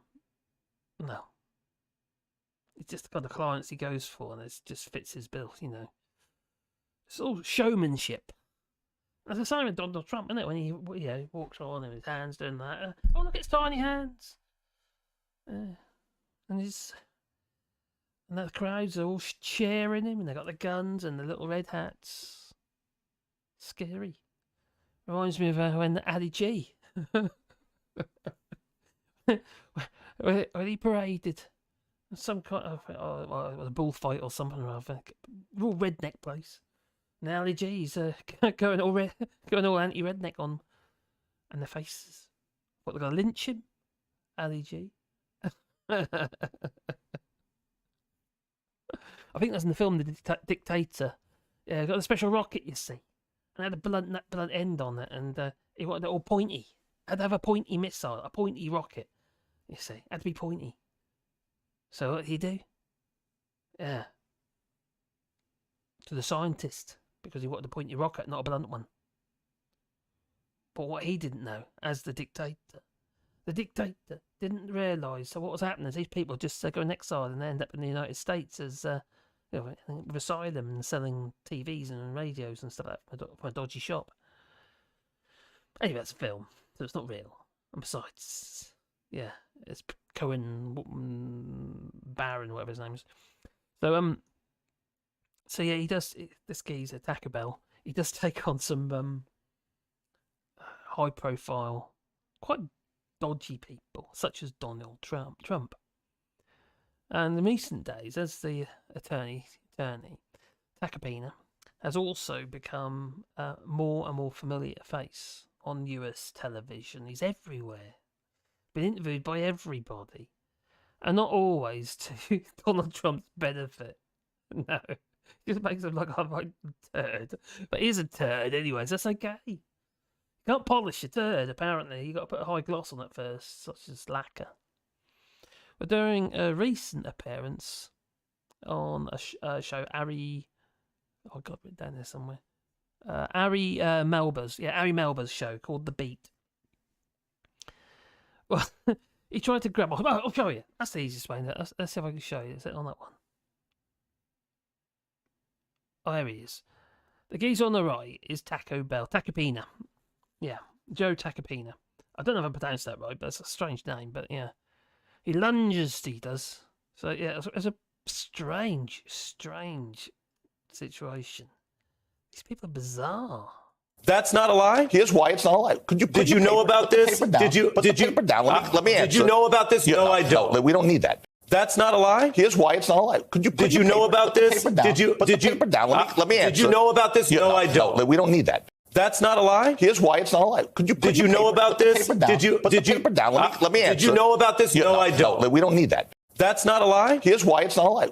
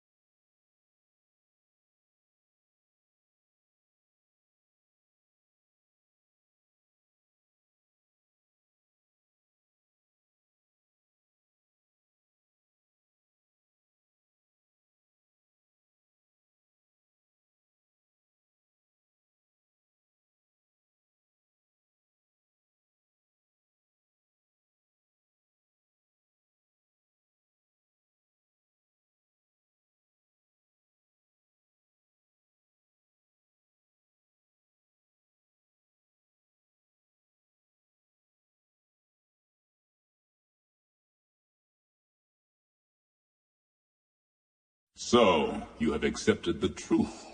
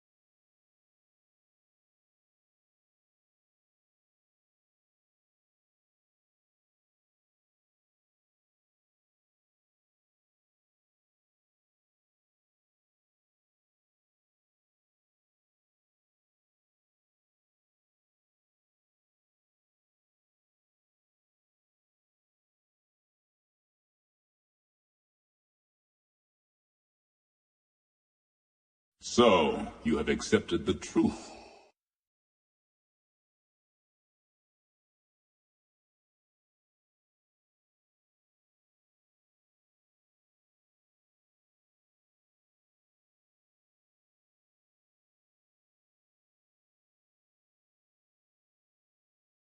Phone's gone right down.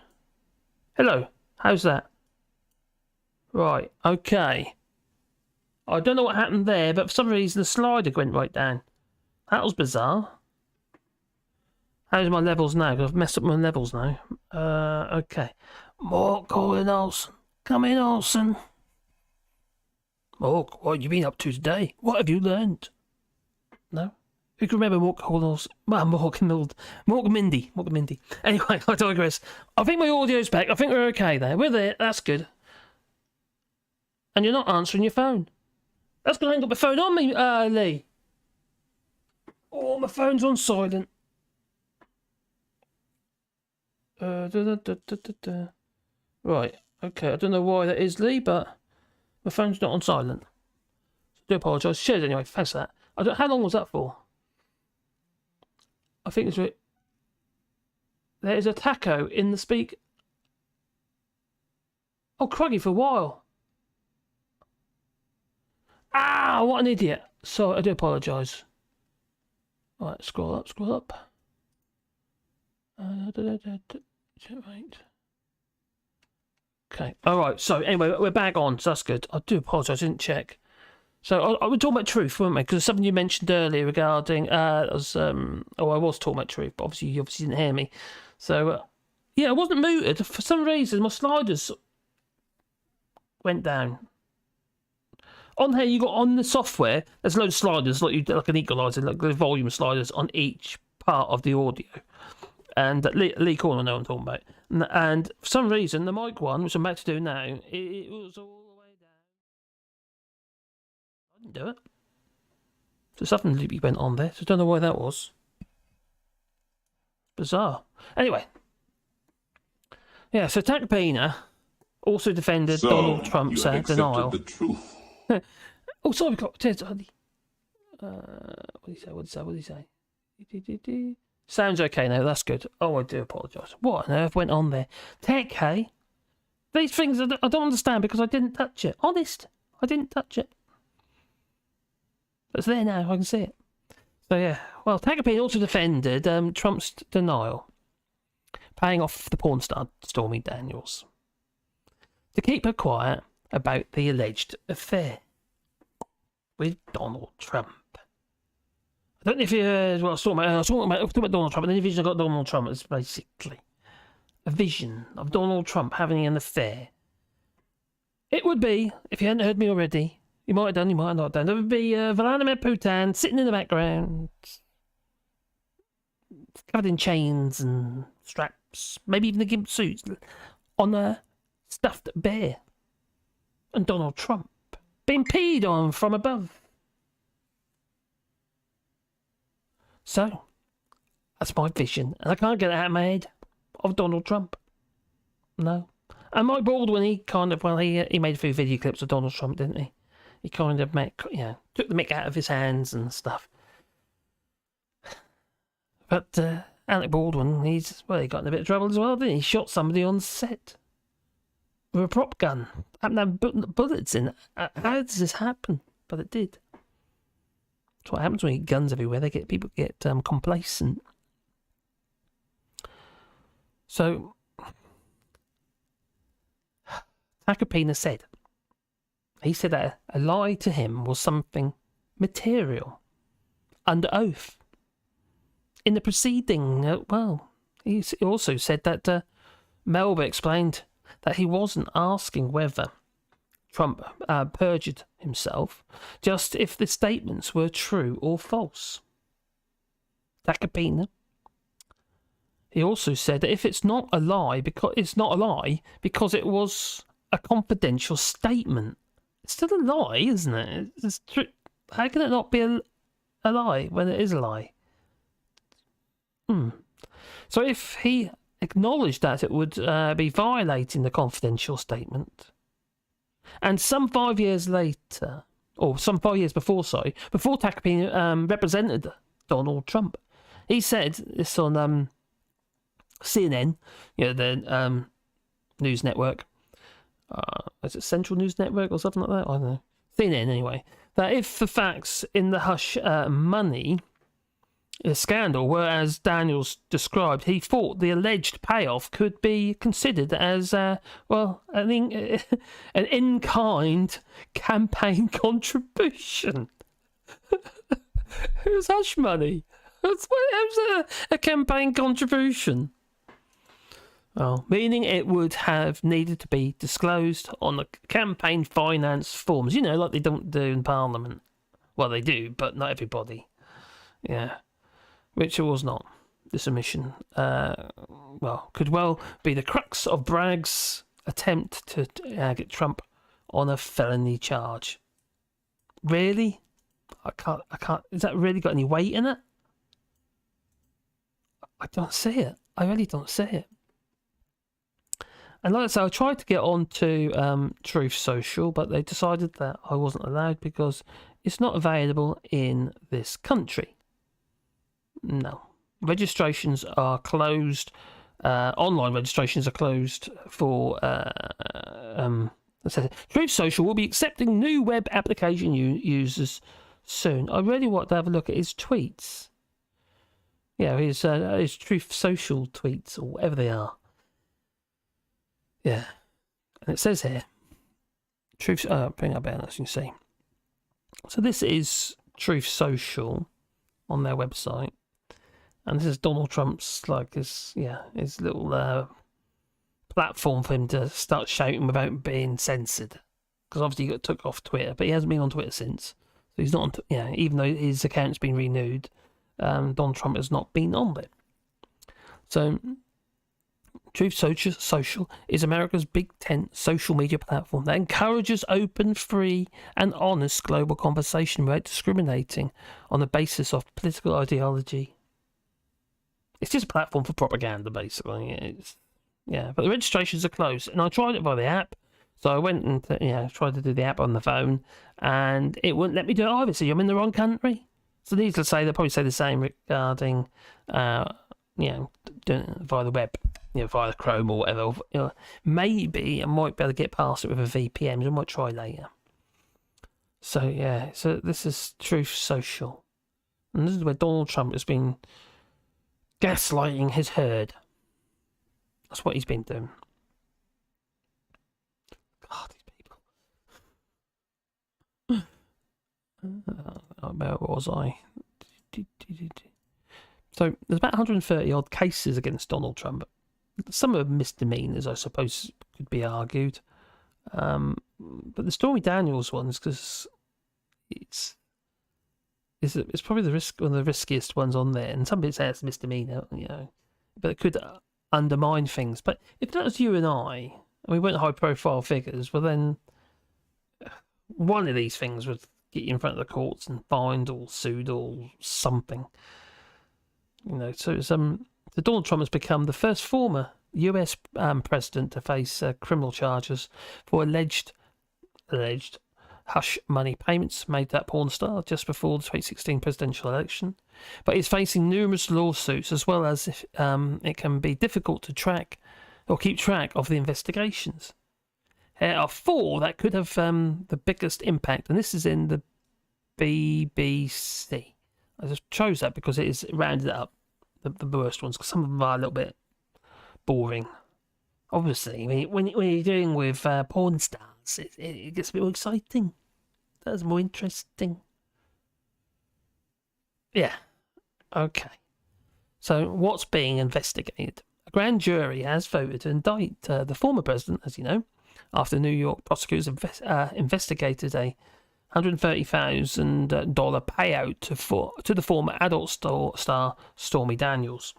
And the thing that surprises me is that I don't know if it's in the list of charges, because no one knows what they are. It's sealed. These charges, or the indictment, is sealed. So nobody knows what's actually in them. There's a few in there, but we do know about. But as a whole, the 130, 40, well, anyway, not 130, it's about 30 of them in there, charges. We don't actually know what they are yet. because it's sealed. And we won't know until they've actually got them in the court. That's when it'll be opened, in the court.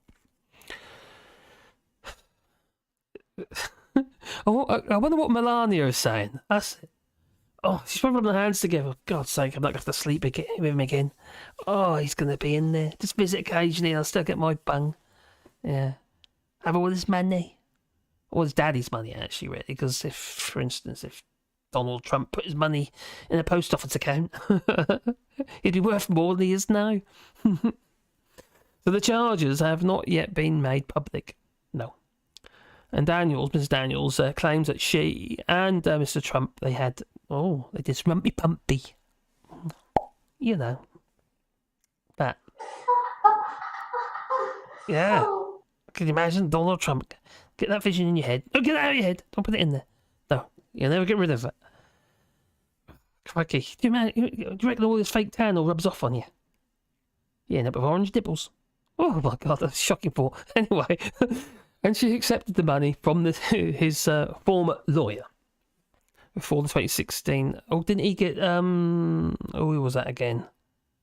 Oh, what was his name? He got charged as well, didn't he? Anyway, Mr. Trump had sex, and she accepted the money from his former lawyer before the 2016 election in exchange for her silence. Now, this signed agreement, there was a space on there, apparently, where Donald Trump was supposed to sign, but his signature wasn't on it, just the lawyers and the witnesses, just not Donald Trump's. It's a bit dodgy, isn't it? So Mr. Trump has always denied he had sexual relations. Yeah. But Melania can be a little bit, how to put it, a little bit dangerous. She's quite scary in some ways. Is she a Russian bride? I think so. Anyway, meanwhile, the business practices of his family. She's got a little vial of Novichok. Yeah, that's what she's got. Meanwhile, the business practices of his family company and the Trump organisation are being examined by prosecutors. And but just check I've got sound. It looks okay on there. Just double check everything's okay. Her tennis coach will be so sad. Oh, talk about tennis coaches. Yeah, Boris Johnson, Cameron, all them lot. Taking bungs for the Conservative Party to play tennis. Yeah, they're basically paying to play tennis with Boris Johnson and David Cameron. David Cameron will be locked up as well. Actually, so should Richie Sunak. They're all criminals, in my eyes.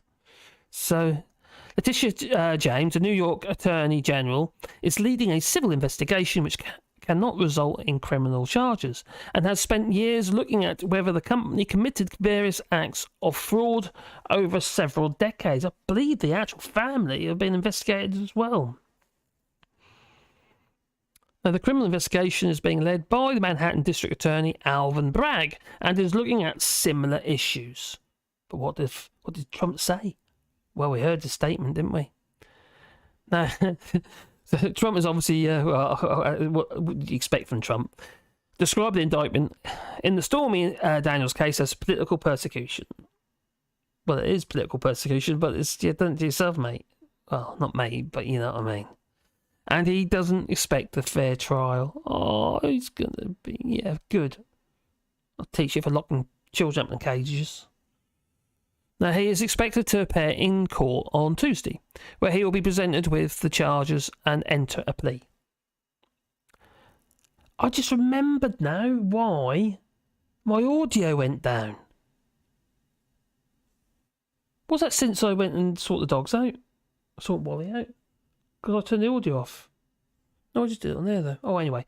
So how serious is this? Well, although the details of the charges in the Stormy Daniels case are yet to be disclosed, it will be the first criminal case ever brought against a former US president.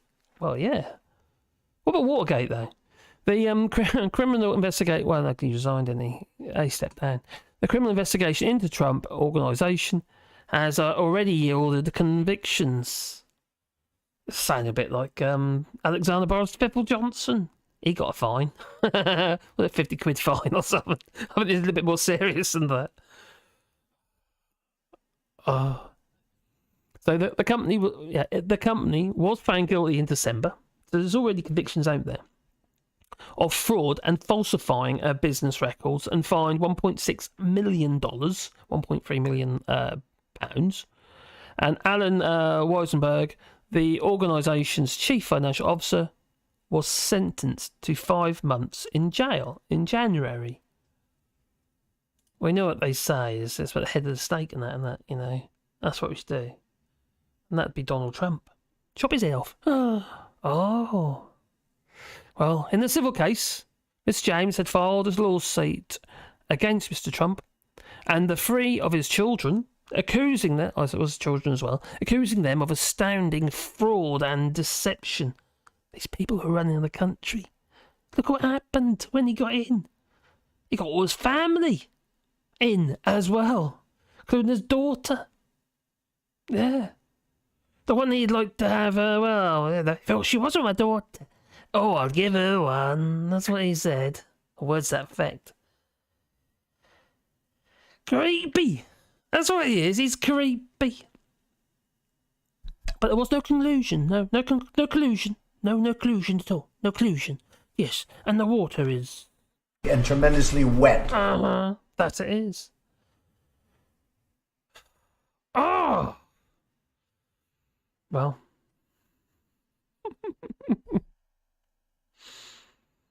Oh, dear me. But people voted for him, but they had no choice. But you know that, don't you? Obviously they had no choice.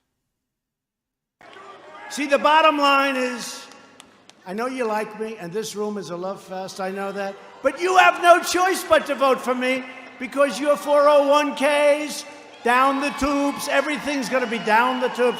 So whether you love me or hate me, you got to vote for me.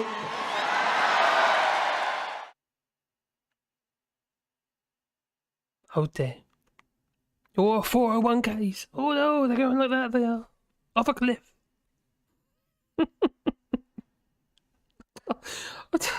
How did this actually happen? How have we got this place? I know it, because we've got the same problem over here. Not obviously to that level, because that's just start raving bonkers. They love him. Okay, it's dwindled somewhat, and he didn't get in because obviously Biden did. But we know apparently it's all to do with these machines. You see. Yeah, well, the voting machines, Dominion? Yeah, Dominion machines that count the votes. My phone's going, that's my daughter. Yeah, Dominion. Who are now actually suing. Yeah. Defamation or something like that. Defamation lawsuit. For huge amounts of money. Like $500 million or something crazy. Massive amount of money, whatever it is. Can't remember off the top of my head. Oh, there. Postal votes, anyone? Anyway, let's just check there. Thanky monkey. Oh, got monkey. Who's monkey? What about monkey? Someone said that monkeys. Trump won't do time. Hello, Mark's biggest fan. I hope you're well, my friend. Oh, dear. Ah, it's after I played a video.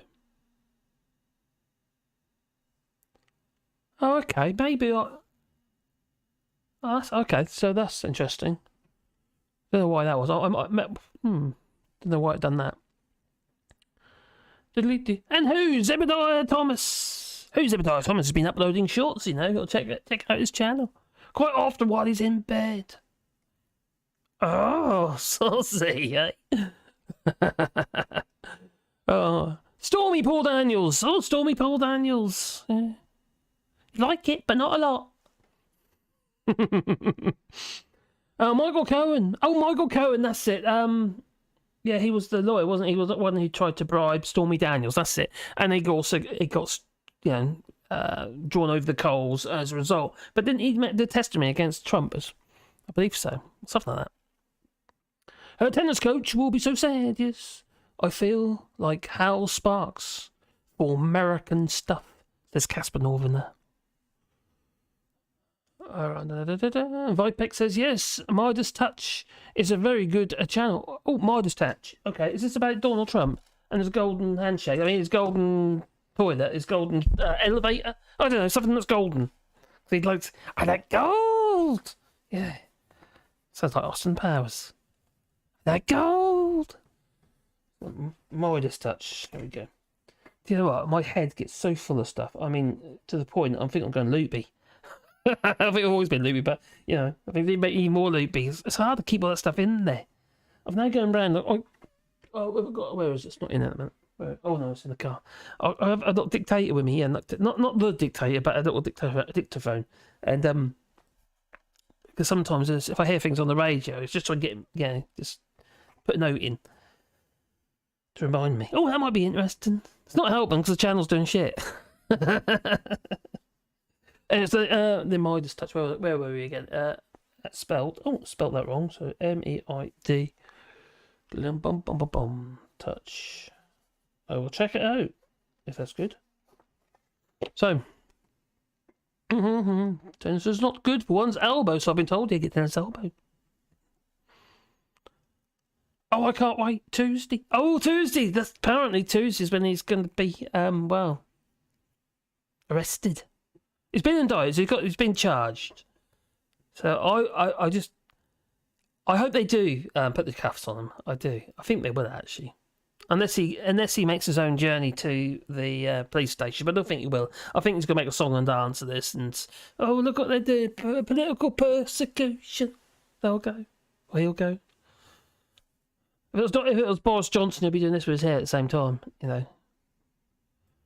But he's human. Right, so Plus the Farron, Doctor of Lunacy says Plus the Farron cousins Love Fest. Watch all you guys from the show and also Ring of Fire. Oh, yeah, I like that song too. I watched them all. Okay, what's going on there? There was some internal conversation. I'm a bit out of touch here with this lot. Peeps, I've removed a person from the chat tonight as they were being a nuisance. If I miss anyone in the future, please let the mods know. Okie dokie. Cheers, man monk. That must have been that guy PV, whatever his name is. I think I've seen him before though. I think he's been leaving some comments in some of the videos. I'll tell you what I find is when people, I get some sort of bit pain in the neck type people. And what happens is they start off fairly low key, so if they get a bit of footing on the channel, and then they start going a little bit hard on, a bit, they think, we get away with this on here, a little bit by little bit, and then you think, nope, that's it, racism, go, don't want no racism. None of that, Clark. Thank you very much.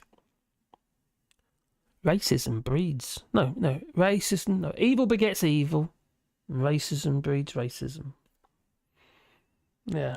And the worst kind of racists are people like, Suella Braverman, who hide behind their skin colour. Well, I said it, so. I like a lot on the front bench.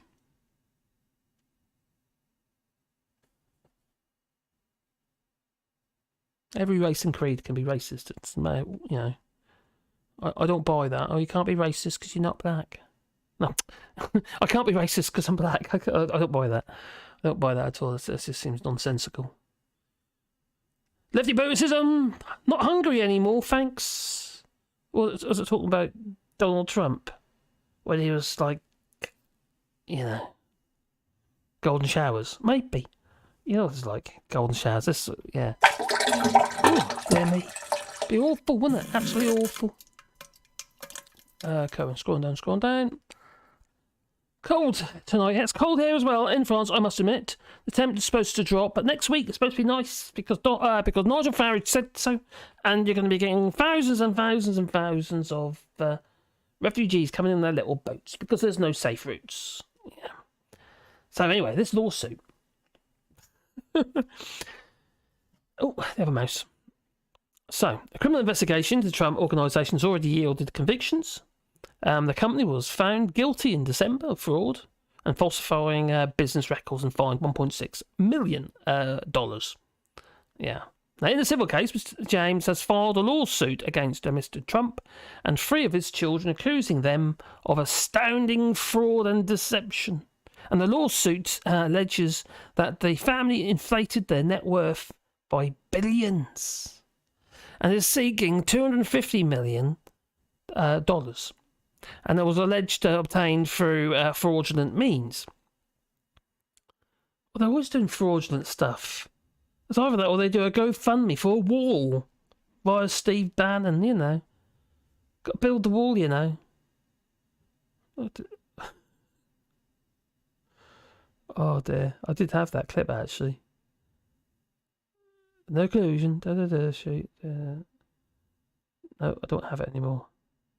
What have I done with that? Oh, I had to build the wall quote. Oh dear, I've lost it. I got this one. This one I have to do, isn't it? I am announcing today that the United States will withdraw from the Iran nuclear deal. The United States will withdraw from the Paris Climate Accord. Swami Vivekananda. What is it with his mouth? It's like a fish. It's like one of them those big fat puffy type fish. What are they called now? Oh, what a geezer, eh? So, oh dear me. So where was I? Deception. Fraud and deception. That one there, man and judge, written in stone. But what is being investigated? All right. Obviously, we don't know all of it yet because it hasn't been unsealed. So the Department of Justice is looking into the removal of government documents from the White House, which were then taken by Mr. Trump's Florida estate. Remember that the investigators went in. They raided it. There's a big difference between that and Biden and his Corvette. Biden says, "Okay, then come aboard. Yeah, come aboard. Come have a look. See what there is." Yeah. I think a little bit more open and honest. But is it true that they're down the bottom of a pizzeria with Hillary Clinton drinking the blood of children? Or was that going on a load of horse poop? Maybe.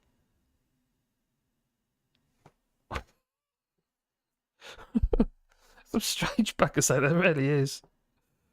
And I live in France, and there's some strange devil's hair as well. Like I say, somebody said that the vaccine makes you a bad driver. Whatever next. God's sake. My neighbour brings back the vaccine. You're ill because you've had the vaccine. Yeah, you got a cold because you had the vaccine. You got a limp because you had the vaccine. Constipated because you had the vaccine. Crazies everywhere. Not just in the United Kingdom, not just in the United States, it's also in France. They're here too. We have crazies. The loons. The anti-vaccine loons. I understand if you want to be an anti-vaxxer, but if you want to try and use those kind of justifications to be an anti-vaxxer, like saying things like I said, it makes you a bad driver. Only more if you're having the vaccination, inoculation while you're actually driving, then it might hurt a bit and you might have an accident. But not if you do it before or after a vaccination. So, anyway, these bit lunatic. They're lunatics, yeah, they've got to be, haven't they? So the former president's sprawling beachside property. You know, Mar-a-Lago.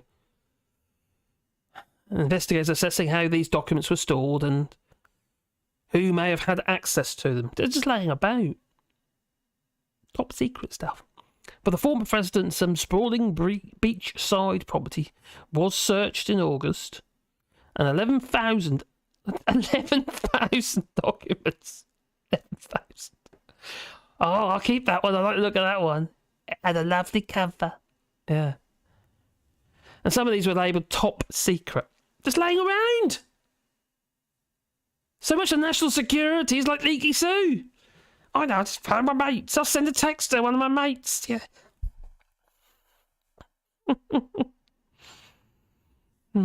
Unsurprisingly, we know very little about what's in the documents at this stage, but classified material usually contains information that officials feel could damage national security if made public.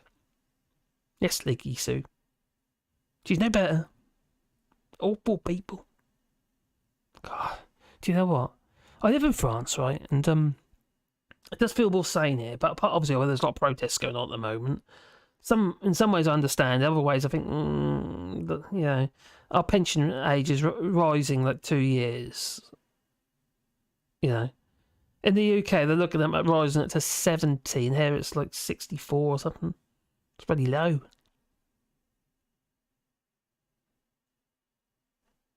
But not everyone's fortunate, are they? Not everyone has a long life. Now, we just had the in-laws here, mother and father-in-law. Yeah, he's a bright spark. And mother and father-in-law, just had them here for about 10 days. And, although they're lovely people, to be fair. And, I forgot the point now. Oh my God. I don't... Nothing seems to sink in. Well, they're not anti-vaxxers, no. And they're not even Brexiters, no. Although, father-in-law said he'd vote Tory. Because they'd be good for, for the area, for the Broadland area. Better than Labour, because he said because all the building, you see, there's too much building going on in this area.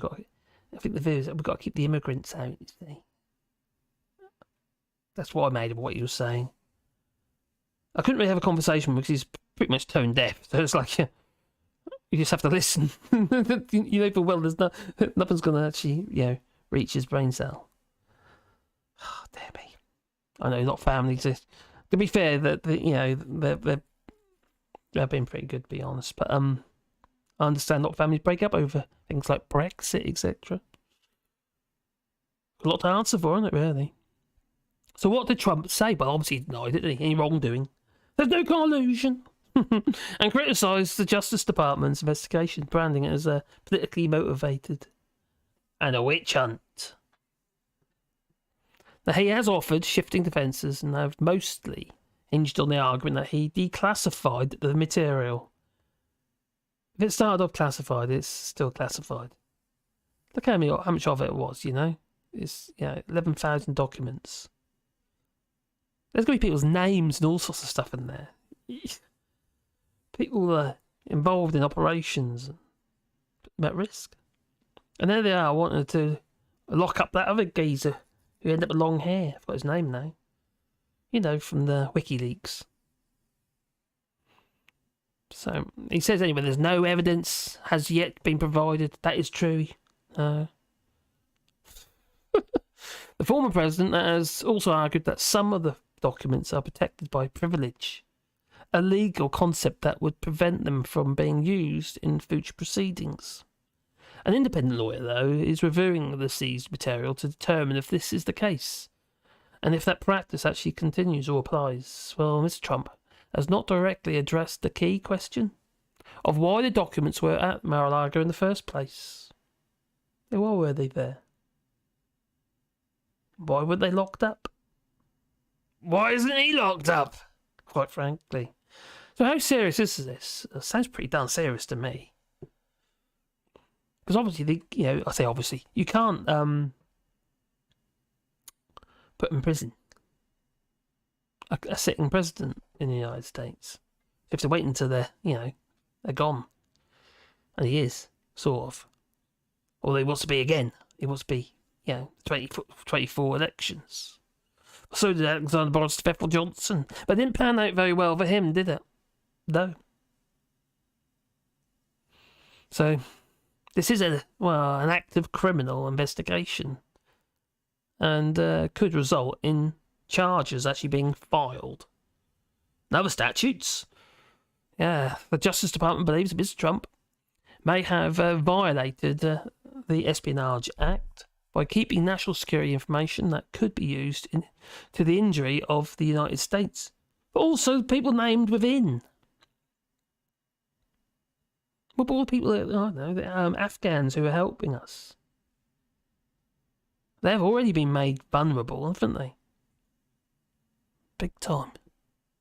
Well, the addition of two charges relating to the classified documents themselves, prosecutors are also looking at obstruction of justice as another potential crime. Now, Mr. Trump's team are now locked in a legal battle. They're actually locked loggerheads with each other as well. They're not getting on, no. Not if you're Mr. Taco Bell, seeming to go by. The Mr. Trump's team are now locked in a legal battle with the Justice Department over the investigation. And the department has appointed an independent lawyer, or special counsel, to oversee all of its criminal investigations into Trump. Jack Smith will lead its various inquiries and will ultimately decide whether to bring charges. Lock him up! Isn't that what he used to say? Hillary Clinton, her emails. Well, sounds a bit like the Vulcan in Russia. Yeah, I did some podcasts about that. That's shocking, that is. How they're infiltrating, through propaganda and what have you, drip, drip, drip, drip. A bit like Cambridge Analytica and AIQ. So what is being investigated? Mr. Trump's alleged role in the attack on the US Capitol as well on the 6th of January 2021. You know, when they all went in there and the geezer who managed to zap his balls and got a heart attack had tasered himself. Literally, down there. They had a ticker went. He died. Goes with all these guns and the thing that takes him out is his taser. He tasered this taser. Oh dear. So when a mob, so I shouldn't laugh because somebody died in the day, but you know, what way to go? When a mob of this, Mr. Trump's alleged role in the attack on the US Capitol on the 6th of January 2021, when a mob of his supporters, he riled them up, remember, stormed the building in an effort to stop the confirmation of the President Joe Biden's election victory. Eventually, he had to step down, didn't he? Joe Biden took his place. It was under scrutiny from several federal government bodies. Well, the most visible has been a congressional committee that spent 18 months looking into Mr. Trump's actions. And they held a series of televised hearings laying out their case that his election fraud claims led directly to the riot. Well, some people said that who were witnesses at the time, obviously this is, it's hearsay, but apparently he was getting all excited about it. Yeah, watch it on their big TV. Oh, look at them go on there, you know. Oh, look at him with the horns. Well, following these hearings, the committee accused Mr. Trump of inciting insurrection and other crimes. That was quite frightening for those involved, obviously, and people got injured. You know. So the Justice Department is running a separate criminal probe as well into this January 6th.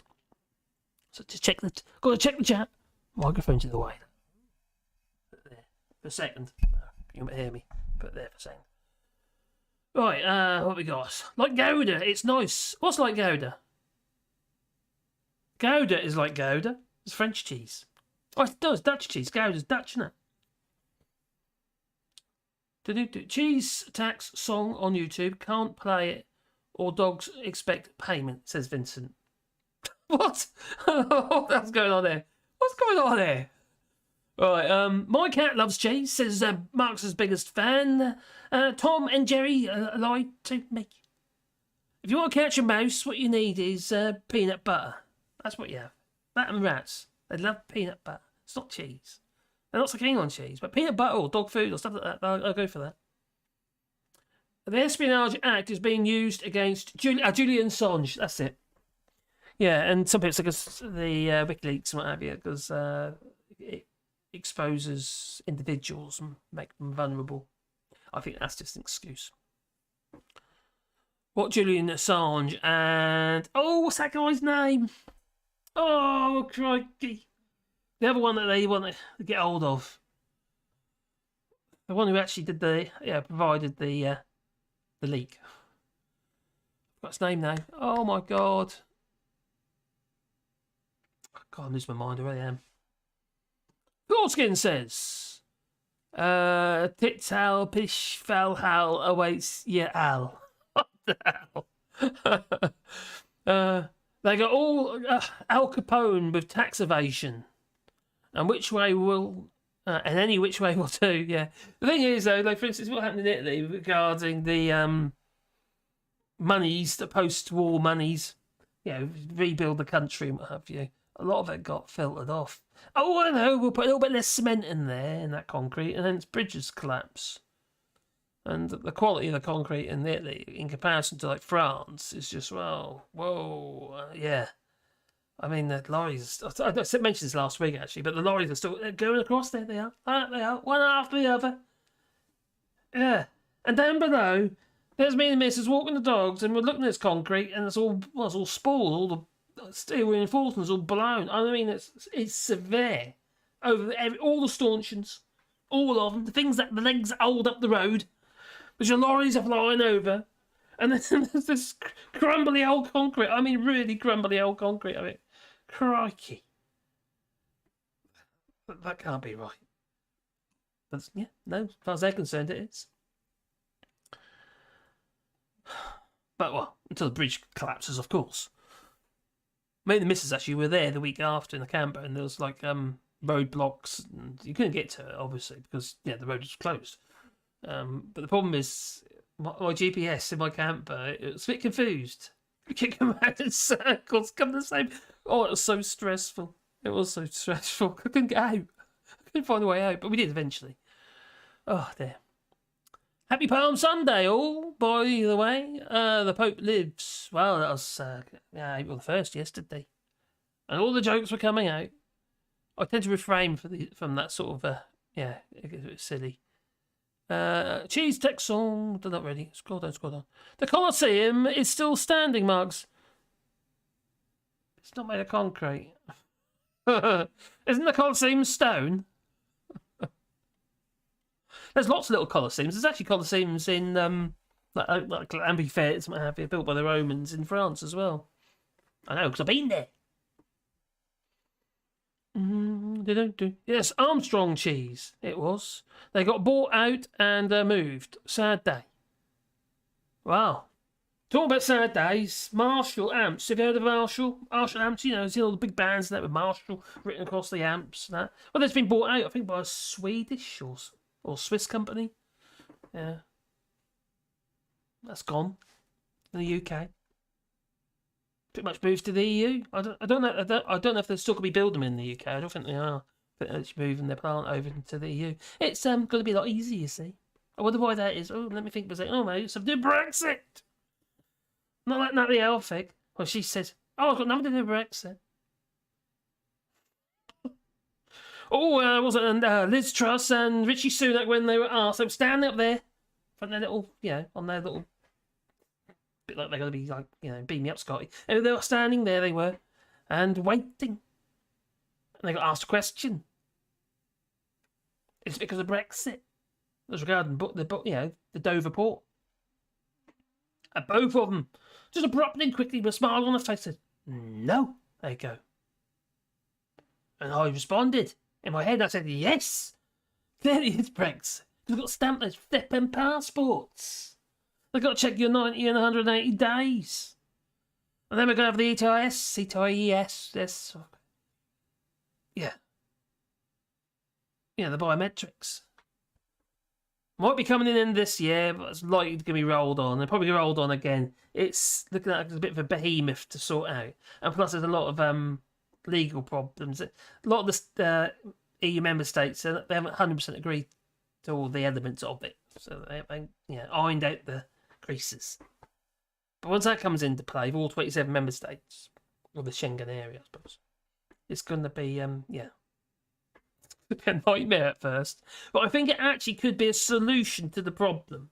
Because once, like the passport stamping and stuff like that, because once it is, they've got all your data, all your biometrics, I think eventually it will be, well, I'll have all your data, but yeah, that will be a lot smoother.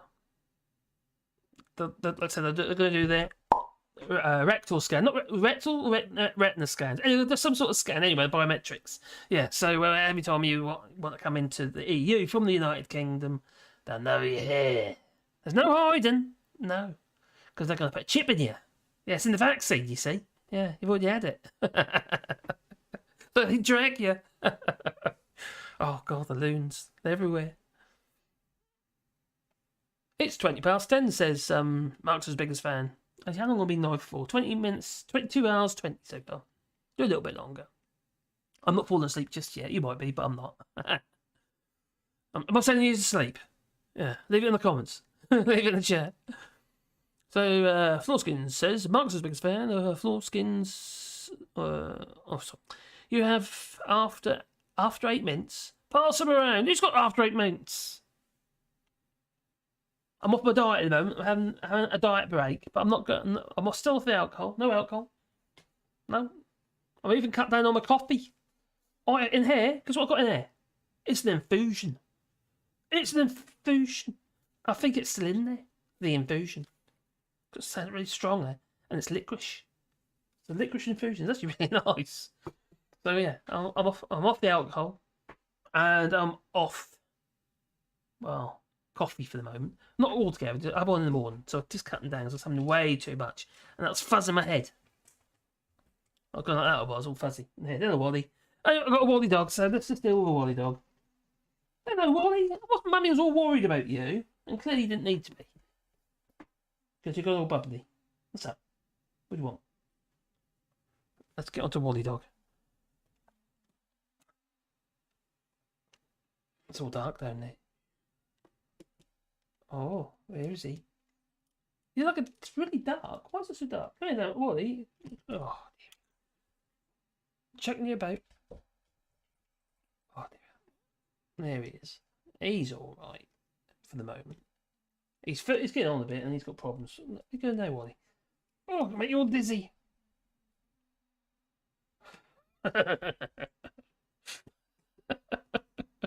Well, I want to do a few more lies, I do. Not lies, because I hate lies. I absolutely do actually hate lies. And I refuse to lie. And when I hear people who lie, and I know they're lying, I call them out. Even if it's uncomfortable. Because it really grosses me out. I make mistakes, obviously, but I wouldn't intentionally lie. Oh, well, you have got a bit of a watery nose, mate.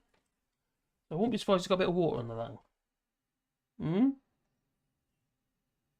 So what happens is they get water on their lungs when it's the condition, and they have to cough it up. It's a constant coughing. Or he snorts a lot. And outwards. Don't you, Wally? You can come up if you want. Do you want to come up and say hello? Come on. I'll probably look at you. Come on.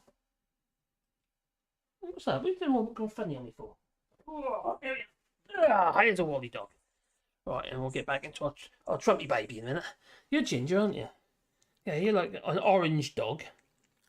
Oh, thank you. I think, yeah, that's most kind. Your kid's better than mother. What you do? You smell better as well. I know where you go. No, don't stand on there. No, where you going? No, the treats are it. This is what you're trying to get them. Yeah. Is this what you want?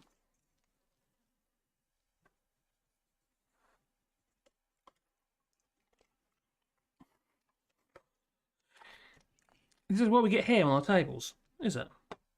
Can you speak into the microphone? I can hide behind you.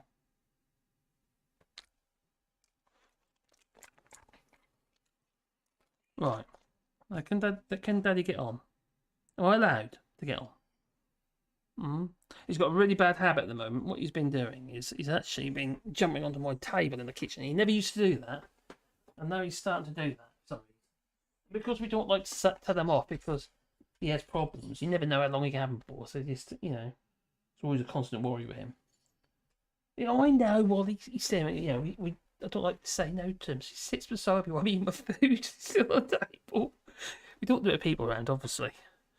And then we get the baby wipes out and clean everything. Yeah, boy. There you go. You go and play. Yeah, you can play, Wally. Good little sod. He is a little bugger, he is. He really is a little bugger. Anyway, where was I? If we're all chipped, there wouldn't be a problem, says Doc Davies. Let's get all chipped. Tracked. Do you think what's happening, like, for instance, we were saying earlier about people in the EU don't necessarily want to go to the United Kingdom even for holidays and stuff. Not because they don't necessarily want to visit. No, it's because we've made it a lot harder for people to visit the UK now. The only way they get over now is with a little boat. So, yes. But many people living here, they don't have passports. No, they just have these little ID cards. So why would they go and spend whatever, how much it costs, I don't know, let's say if it's an 80, 90 euros or whatever it is for a passport, just to go to the United Kingdom when they've got all the Schengen area to visit anywhere with a little ID card? They're not going to, are they? Unless they specifically have to go to the United Kingdom, why would they worry a passport? You know? I don't know, well, okay, there's other countries as well they might want to visit that aren't in Schengen. But that's just how it is, isn't it? Losing trade, that's it. You see, all we're doing is we're offshoring more and more money in the United Kingdom. More and more money just going abroad. Because we have to import so much stuff. And instead of importing people from the EU, we're just importing them from places like Nigeria. More brown faces for the racists to hate that. More excuses or more reasons for people to support parties like Britain First and, you know, the far right parties. What's that other one I found the other day? Oh my God, the National Housing Party. Oh my God, they just want they say, come over in a boat like that, you're gonna get locked up for 2 years, no matter what. Unbelievable. It's just horrid individuals. They really are. And that feeds into the, you know, the likes. Because I don't actually believe Alexander Boris Johnson is like Donald Trump. Really. He just feeds on. He knows what to do to actually build his base. But does he actually believe in anything at all? Boris Johnson? I don't think he does. Does Trump really actually believe anything apart from himself? They're all narcissists. That's the thing, you see. It's just about what do they do to push themselves to the top of the food chain? The pecking order. I don't know. We'll be hateful asses, and we can get the loudest people, you know, those who shout the loudest, to support them. And they'll go around with their little MAGA hats on and, I don't know, the little flags. Union Jacks in our case. And Nigel Farage. And his ilk. The Brexit party. The largest party it was in the EU. And turned their back on the Ode de Joy. Just hate. Because hate sells. And it's the same with anything, isn't it? The same with the media and what have you. They know that a hateful story sells papers. If you tell if you try and write a story about something that's positive or even important, it doesn't sell papers. I noticed that in my videos. I put a video on there, like for instance, I put one the other day about Pop the Bing, Tim Martin, and that video it did okay for my channel. That was not bad. But if I put a video on about the environment or anything like that, or racism, or about disabilities and stuff like that, I did one about erectile dysfunction. Those sort of videos, they're right flop. I mean, literally, they go nowhere. Absolutely nowhere. Because people don't click on them. They don't know about it. And I think that's a major, major problem. You know. Then again, on the other hand, I suppose my channel is, regarding the algorithm, is very much down one kind of, you put yourself into like a bit of a box, don't you? In my case, it's Brexit really, and just the madness of it. Which is not, I can't see it going away anytime soon. And hateful Tories. Trying to expose the hate, but that's not always that easy, is it? No. And sometimes I try to make a mockery of it, but it doesn't always work. And my humour doesn't always, it doesn't always come through anyway. So not everyone buys into me. I understand, I really do. I don't buy into me. Nor does the missus. Not all the time. Wally does though. Don't you, Wally? He's still there waiting for treats. Little devil, isn't he? Eh? So anyway, I wouldn't finish my Trump. No, I've not finished Trump yet. Erectile dysfunction videos are a flop. That was a poor choice of words. I didn't realise. Cheers for that. Yeah, they're flaccid. They really were. I'm 4 miles from Cheddar. Oh god, that Cheddar Gorge. God, driven through there a few times, on holidays and stuff like that. They went in the UK and that when bringing up kids, 6 kids. Well, there's 8 obviously in our house. Couldn't afford a lot, We were quite fortunate though that when me and Mrs got together about a year or 2 afterwards, I think it was at the time it was called Family Credit. Family credit payment came in. Basically, it was a supplemental income. So as long as you did 16 hours a week work, they would say, okay, this is what you need to earn, or better to survive on. Sorry, and we'll top you up. So that allowed me to start the business. This was when I first met the missus, and I was quite young. I was only 18 when I met the missus. So I started working. I was already, going through my qualifications and what have you. At the time, I regarded my apprenticeships, not apprenticeships, my HNDs. And I was training basically, and it made life a lot easier to get the foot on that, because at the time it was a lot easier for me sitting self-employed, because there's with kids and what have you, we've got 6 children, there's always a problem, and we had one's disabled, so it made me more flexible. So having that was very fortunate, and obviously changed names over the years, and it's kind of amalgamated into the Universal Credit now, and it's sort of trying to cover everything. Cover all bases, and it failed miserably, really, didn't it? But yeah, Family Credit was actually, and that was under the Tories, but it did help. It really did help. Stop whining at me, Wally. So would I have started my business at the time? Maybe I would have. Maybe I wouldn't have. Maybe I shouldn't have done. I don't know. So,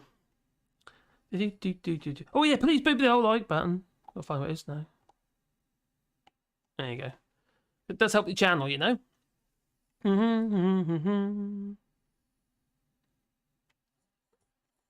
I'm about 200 yards, apparently. He's kosher, I think. Okay. So talk about Cheddar. Oh, Doc Davis Cheddar Gorge. Cheddar Gorge.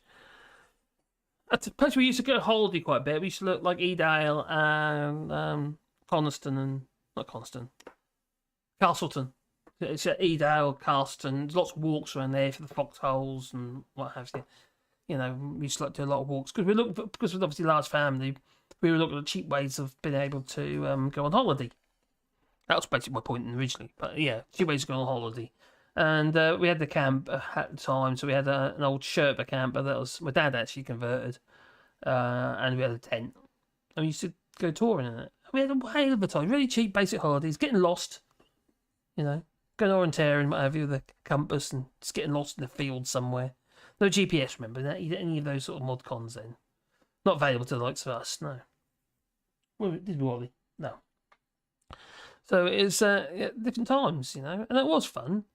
But did we struggle? Yes, we did and struggle, But there's a lot more help now than there ever was before. But these Tories are trying to take it all away now. And to me, it's just going backwards. We should be getting closer to universal basic income. I think that's the logical next step. Or a few steps, that's where we're heading, I think. We've got population decrease for a start. I know people say, oh, not too many people. You can't get a pint and a half pint pot, is what they say. Yeah, well, my dad did anyway. He's a bit racist.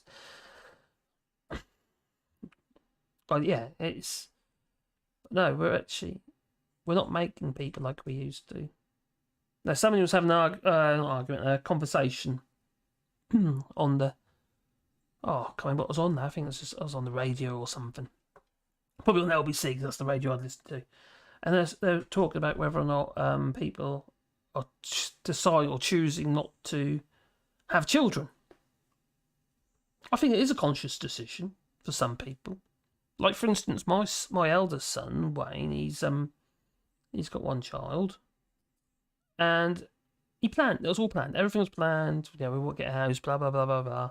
And, I never thought he'd be like that because he was a total mess before. But, when he got married, what have you, he really is, he sort of, he plans everything anyway. He knows what he wants, what he's heading for.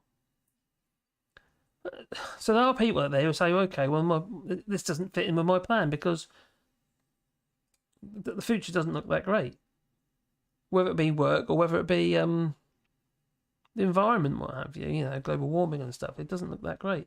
And so there is an argument that we've got a reduction of children in the UK. People getting jiggy with it without the necessary precautions.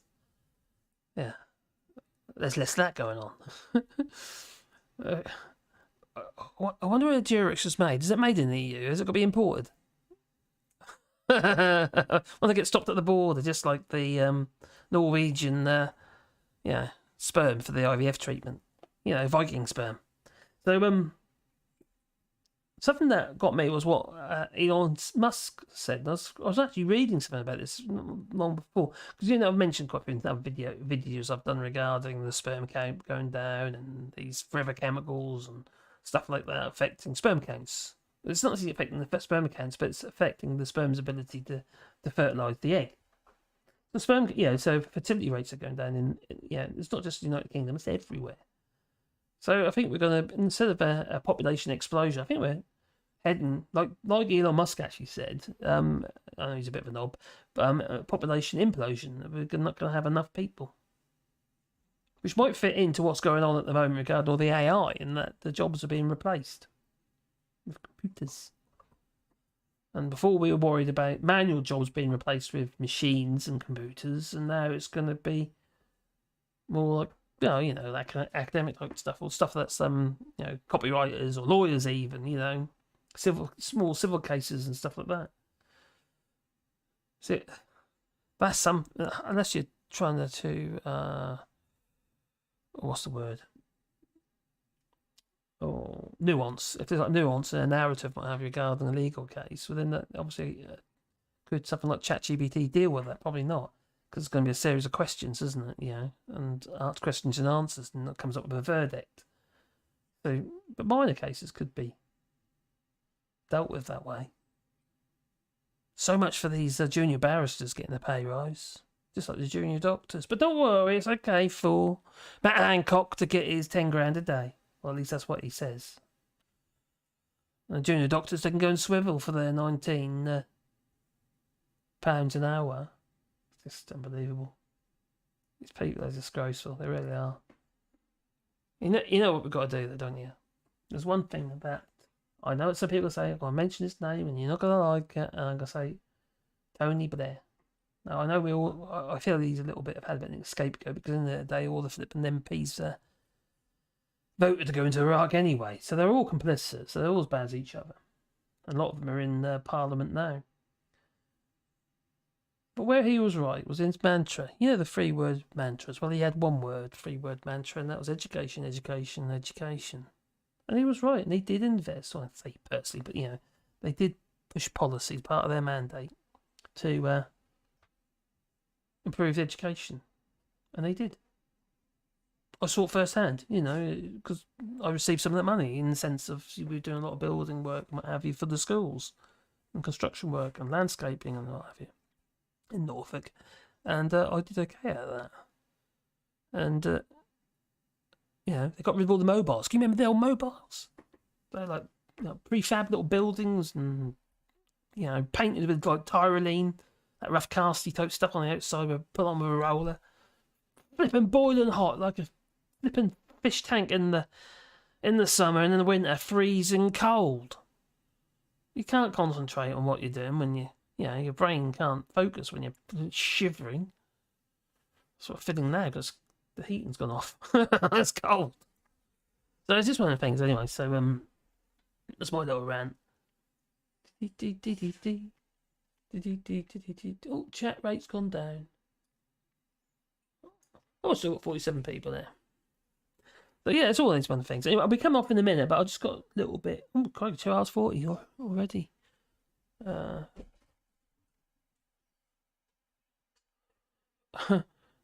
Norskins, I'm not seeing trees. I see dead people. What the hell's going on here? Oh, this chat. What the hell's going on in the chat? You're all gone start raving bonkers. Labour under Blair was still way better than Tories. Yeah, I know you're right, Chris Murphy. I know. I would certainly go back to that if I had a choice at the moment. Yeah. The problem is we look at all the Iraq situation is obviously it's horrible. It's terrible and it should never have happened. But those MPs, 430, I think about 430 MPs voted to go into Iraq on both sides of the House, so they're all complicit. Well, I know somebody who didn't, though. Jeremy Corbyn. And yet he's the one that gets slated. I'm no Corbyn fan, as you already know, but he was targeted. There was certainly a hate campaign. The man's fit for fool, to be honest, but it was a hate campaign. I don't feel that he's after stuff like that. He's always campaigned against racism. That's what I don't understand. He's just he's got this woolly idea though that you can just negotiate yourself by negotiate out of situations such as the Ukraine war. We can negotiate, you see, with Putin, what have you, it'll all be hunky-dory. These people you can't negotiate with because they're not. You can't negotiate with a liar and somebody who's not going to. Well, just not. They're just not going to do any. Yeah. Well, let me get my worms out in it. Look what happened to Liz Truss. Even though that's quite humorous. The 2 weeks before, Sergei Lavrov, 2 weeks, the Russian foreign minister, 2 weeks before the invasion of Ukraine, he was saying, clear as day, no, we've got no intention of invading Ukraine, and then 2 weeks later they invade Ukraine. That's always their intention, obviously. They were loading it up with military vehicles, tanks, and people. Ready for invasion, that's obvious. Why we thought anything else? Why we believe that? The likes of Vladimir Putin and his ilk. Yes, Wally. Give me the look again. You're whining at me again, aren't you? Oh, dear me. Another treat. What is he like? You are a Wally. There you go, boy. Yeah, so anyway, what's going on there? Cheers! Mark's the biggest fan. Oh, thank you very much. I was an anti-naturalist. Oh, naturist. Oh. Until I visited the beach. Oh, okay. Well, I've got a bit of a story about a certain beach here in France. I don't know if I mentioned this story before, but there's a certain beach here in France called Plage de Sargent, and it's on a little island called Ile de Ré. Well, on the safe side of Ile de Ré. Anyway, you go onto, you pay a toll to go to Ile de Ré. It's only one direction. Once you get on, you drive straight off on the way off, but not off the edge because of the water. But anyway, there's a nice little aide camp, somewhere you can park your camping car. So we did. Park the camping car, got my drone out. Got my drone. I went for a bit of a walk. With my drone. Dog's whining in the car, but Caroline was in the camper, sorry. And fly my drone over the beach. Didn't realise at the time you're not allowed to fly drones over the beaches here in France. No, there are no fly zones. But anyway, I was. So there was flying my drone over this beach. And on the way back, walking back on my drone, I come back a different way through the dunes and that way. And I see a sign. It's a flipping nudist beach. Luckily, it was winter. So there was nobody there with overly erect nipples, because obviously it's cold, you see. No, and tiny, yeah. erectile dysfunction. You know what I'm saying? But yeah, it was yeah. I thought, oh crikey, there could have been somebody there, but there wasn't. Luckily, there wasn't. Now I was wondering what all these little walls were, because there was all these little walls that were built on the beach, little dwarf walls, but you know that tall, little brick walls, all the way along the beach. They're like little privacy walls. People go nudists, they can hide behind. Just God's sake. Oh no, whatever tickles your fancy, or get sand in it. Oh, great. Can you imagine it? Get your sand in your bit and you're walking along, oh my God. Yeah, no, yeah, that'll fall off. Blimey. Right. Oh, Joe, this friend was a dad's burial. Oh my God, sorry there, but Joe.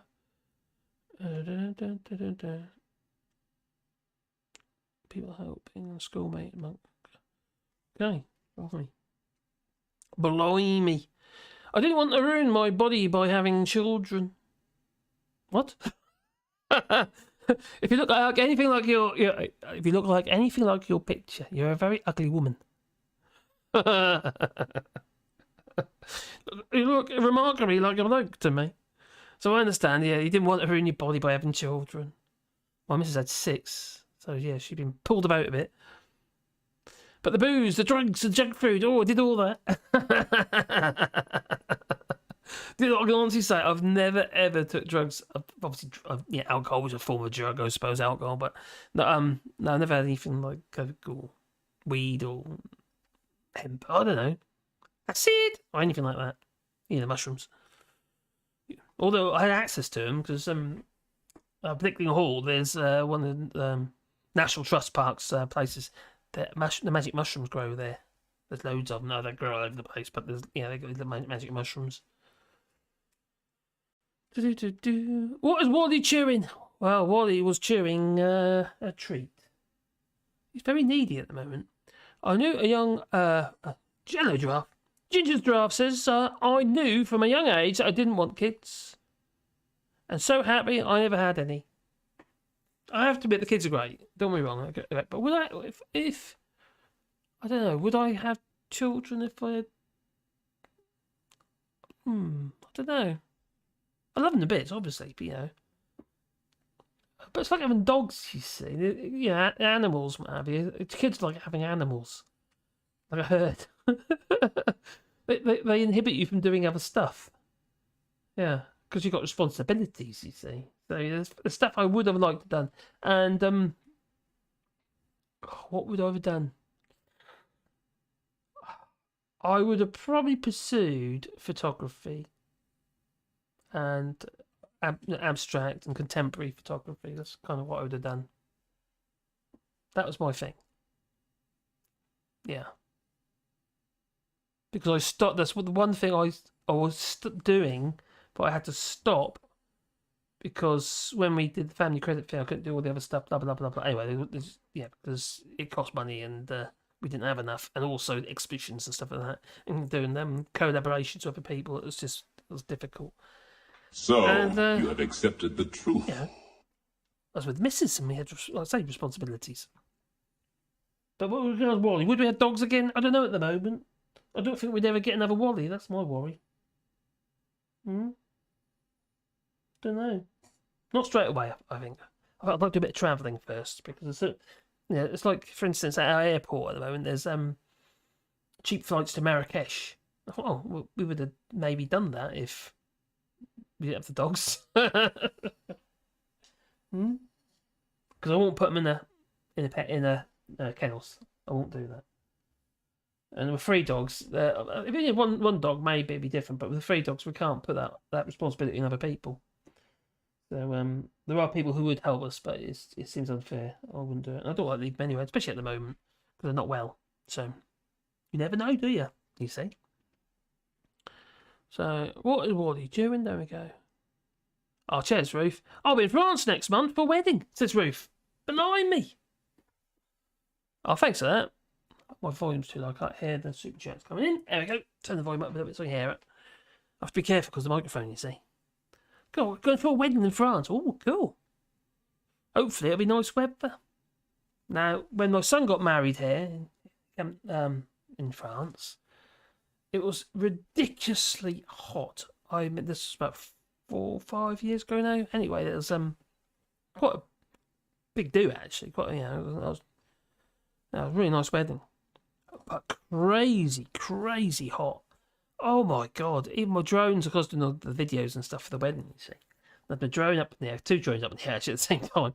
So the drones up in the air, and one of them wouldn't come down. It crashed. I mean, as in its software crashed. It got too hot.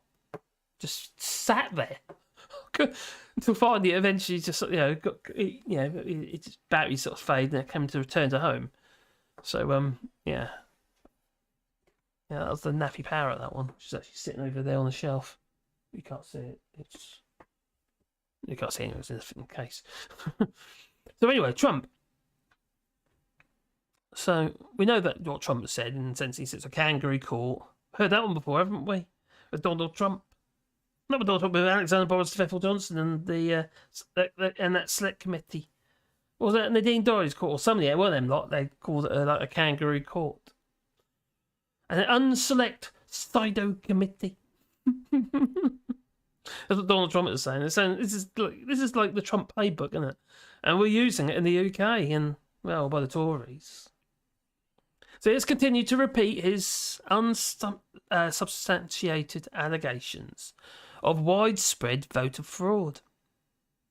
So how serious is it? Well, the congressional meeting, made up of 7 Democrats and 2 Republicans, concluded its hearings by recommending 4 criminal charges against Mr. Trump, which it then referred to the Justice Department. The move was largely symbolic, as it is up to the department to decide whether to file criminal charges. Well, do you remember this?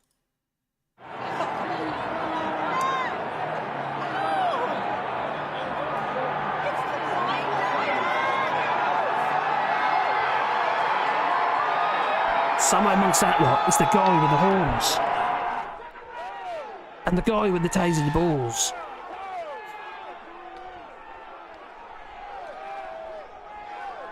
Lovely bunch, aren't they? Yeah. Now with Donald Trump in front of his TV. Yeah, he didn't join them, because remember, when he made his little speech before this all kicked off, he said, I'll be there in a minute. I'll be joining you. Yeah, I'll go now. We'll all be up there together. No. He stayed in his little bunker. Oh, yeah. White House. And looking at his big screens and go on here. Apparently, allegedly. So the Justice Department's criminal probe, however, has already led to the hundreds of people who stormed the Capitol being charged, including the guy with the horns. Can't remember his name. He's a QAnon conspirator geezer.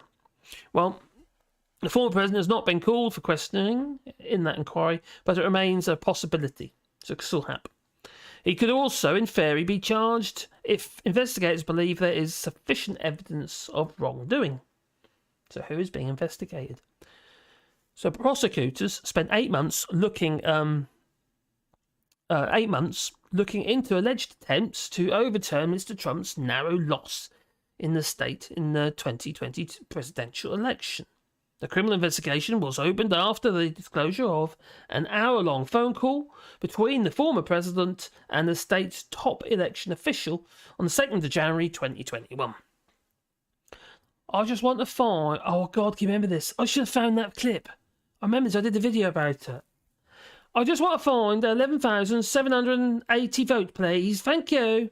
Mr. Trump said during a call to Republican Secretary of State, Brad Raffensperger. Name in it, Raffensperger. Well, a reference to the number of ballots needed to give him victory in that swing state. Yeah, if he meant to get those votes, that's it, you see. He'd have been the president still. Yeah, he's trying to perverse the course of... Well, yeah. So the grand jury investigating the case was dissolved earlier this year after filing a final report, which remains sealed. So that could likely be brought up again. So what has Trump said? Oh my God. No, what has he said? Well, he's described the investigation as he has many others, as a witch hunt. Well, Mr. Trump has also attacked the legal official leading the inquiry, The chief prosecutor of Fulton County, Fannie Willis, as a young, ambitious, radical left. Oh, what do they used to call it? Was it the what they used to call the so-called radical left? The anti-fat or something like that. Anti-fascist, or which doesn't sound like a bad thing to me. But anyway, to the radical left Democrat, who is presiding over one of the most crime-ridden and corrupt places. Just like he said about our hospitals. There's blood everywhere. It's on the ceilings, it's on the floors, it's everywhere. That's what he said, Donald Trump. There's blood everywhere on your flipping streets in the US. You never know. I'll tell you what, no one's ever going to invade the United States. They won't be able to. Everyone's got guns. There's more guns than there are people in the United States. And there's too many nutters. Not everybody, obviously. There is responsible gun owning shop, of course. I actually haven't got a problem with your MP5 assault rifle. Have it if you want one. But keep it in a gun club somewhere where it's actually like a vault. We have to go in and, use it there. You don't lay them out on your bed to polish them. No. That's just... Well, it's ridiculous. Well, you do have a lot of gun crime. And you have a lot of people getting killed. We do here in France, actually, as well. But not like that, no. It's the chasse. They shoot each other. Accidentally. Yeah, that happens. One kid got shot in the foot, actually, not long ago. Yeah. Another boat got... Well, several people... several deaths in the chasse, which is basically the hunt here in France. So, I don't like that either. And some of their guns... They're not all just shotguns and stuff, which is obviously very dangerous. You get that from rifles as well. Yeah. Frightening. When they come running across your fields. It's like, nope, you're not welcome here. Go away. Bugger off, you say. En français. Well, what'd be bugger off in français? Oh. Allez, putain! Something like that. So he's described the investigation as a witch hunt. Yeah. But how serious is it? The allegations are actually very serious. And if indicted, which he has been indicted, but if he's convicted, so he's been charged, he's just, they've got to open the indictment now and expose all the other cases against him.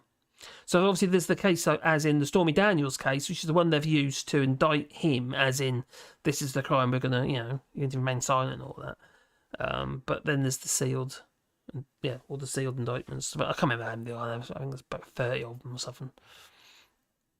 So the allegations are very serious, and if indicted and convicted, people are facing prison sentences. Hopefully Donald Trump, he won't. No. This Willis told the Washington Post last month. Well, the 26-member jury did not have indictment powers, but may have recommended charges.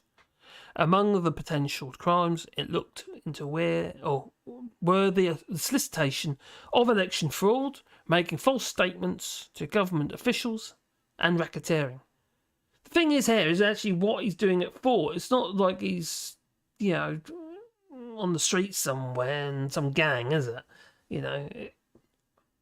We're talking about the President of the United States. Yeah, land of the free and all that. Free to do whatever you want. So it's not known whether the former president is being directly investigated, but some of his allies are known to be part of the inquiry. Well, they're going to arrest him, so he's been investigated, isn't he? Obviously.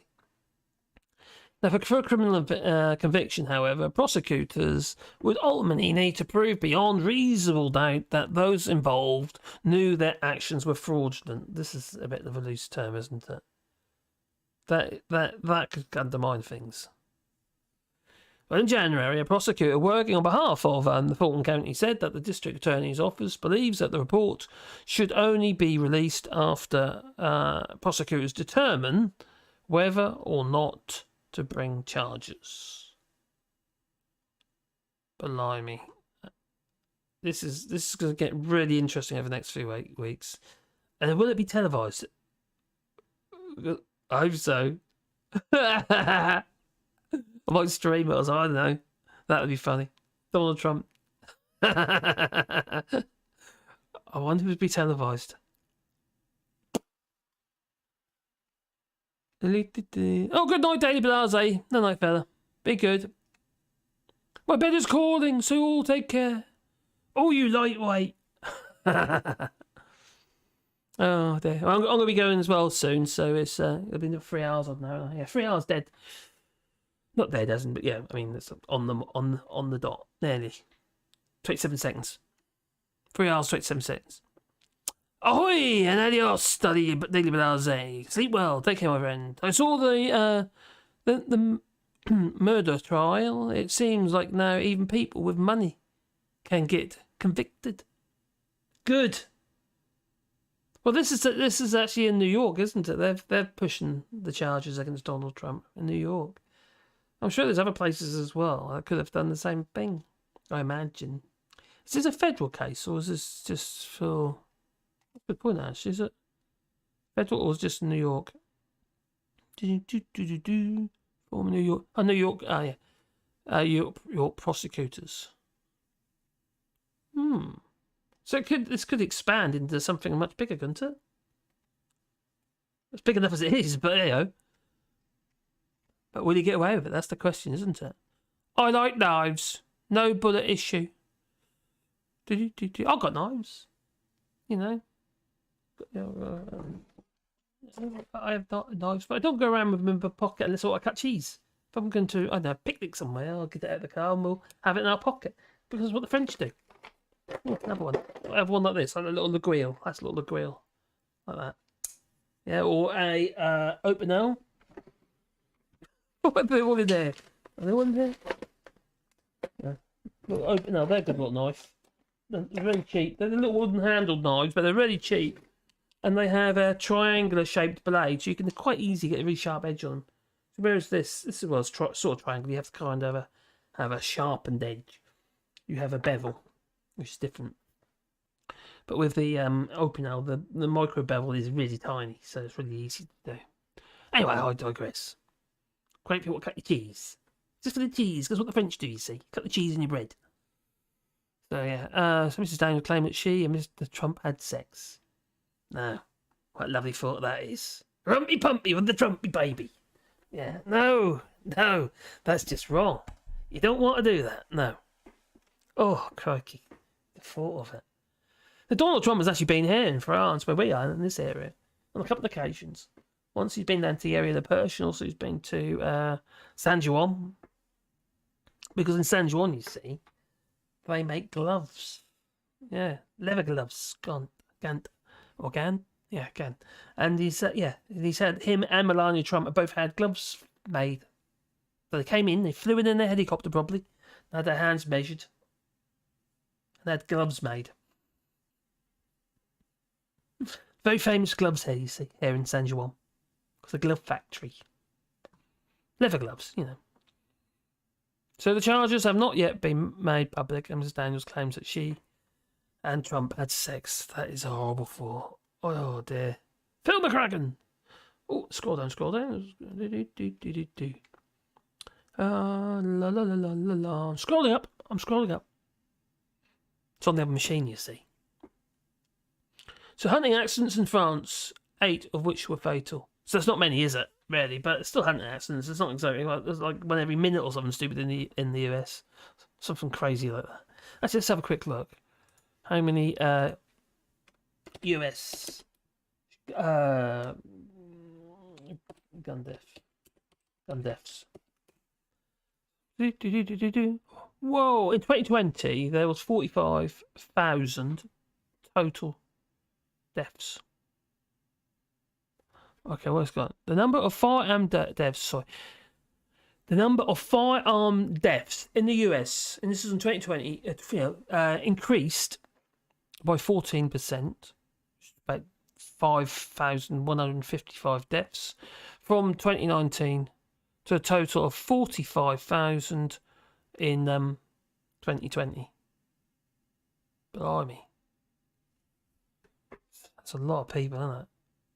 And yet they still want that meant of, in the Constitution and all that. So the number of firearm deaths include all deaths, including guns, such as homicide, suicide, and accidents. Basically, if you get shot. More people in the US die from suicide involving a firearm than actually homicides. Oh God, that's really sad.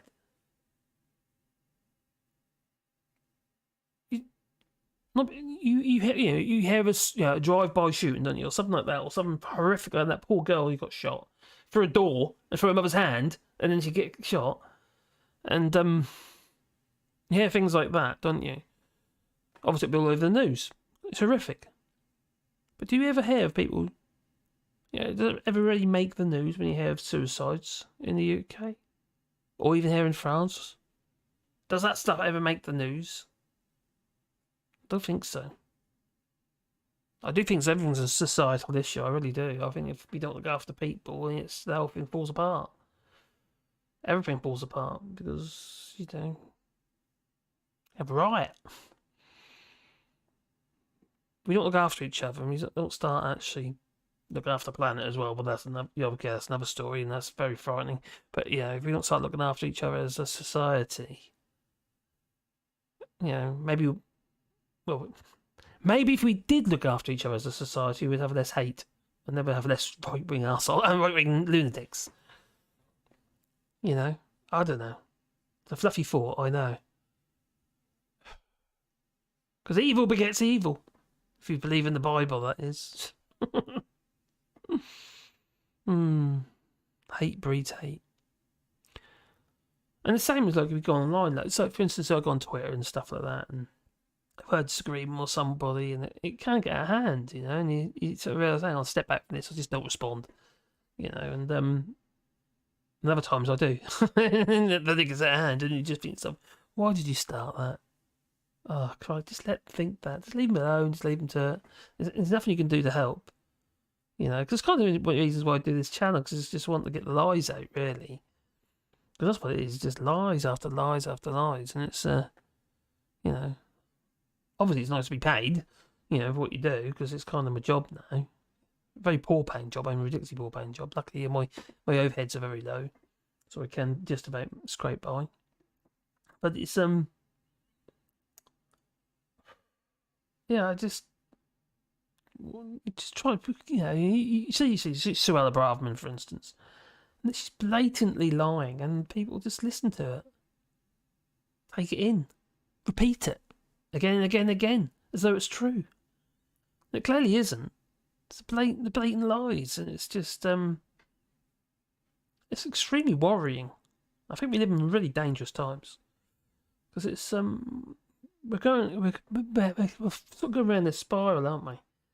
And a spiral like a funnel, going down a funnel, round, until eventually we go down the hole, and we can't climb out. It's stuck, like there's flies in the fly trap. It's just they enter to their demise, and it's just I think it's very worrying. And then you've obviously got the climate issue as well. So it's all a bit mad. So scroll down. CTH. Oh dear. What a terrible thing. Gingers. What's Ginger said? What did Ginger say? Can't even see Gingers. Why can't I see Gingers?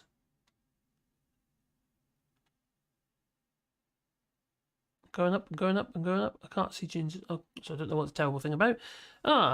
Mark's biggest fan. I meant in general, Joa. I still don't swear in front of my mum, and she swears like a trooper. And just only 5 foot tall in heels. That's funny. Oh, that's it. My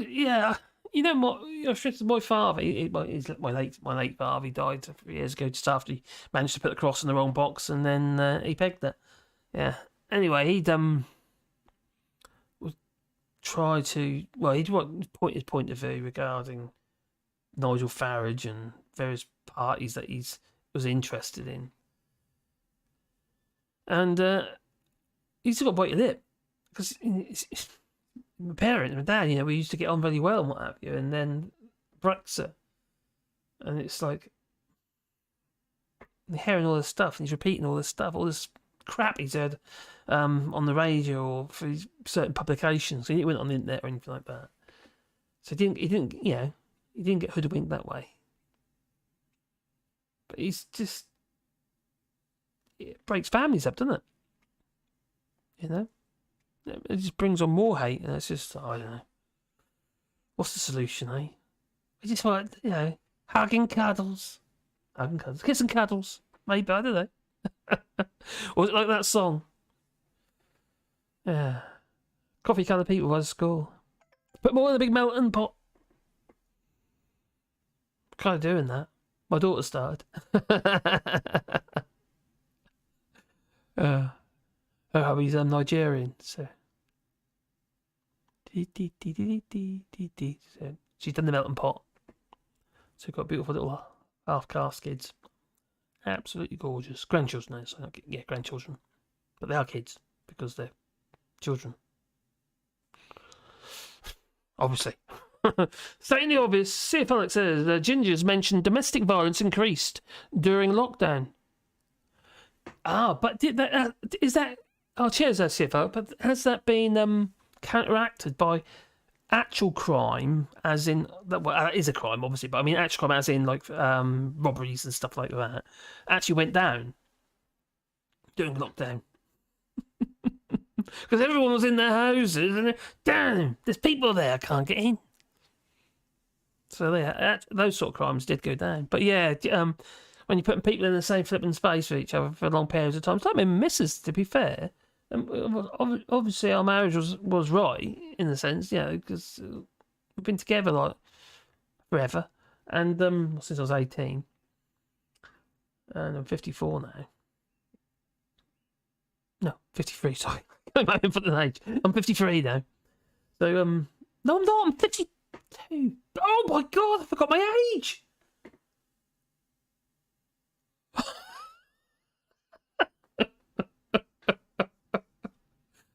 I am losing my mind. I must be.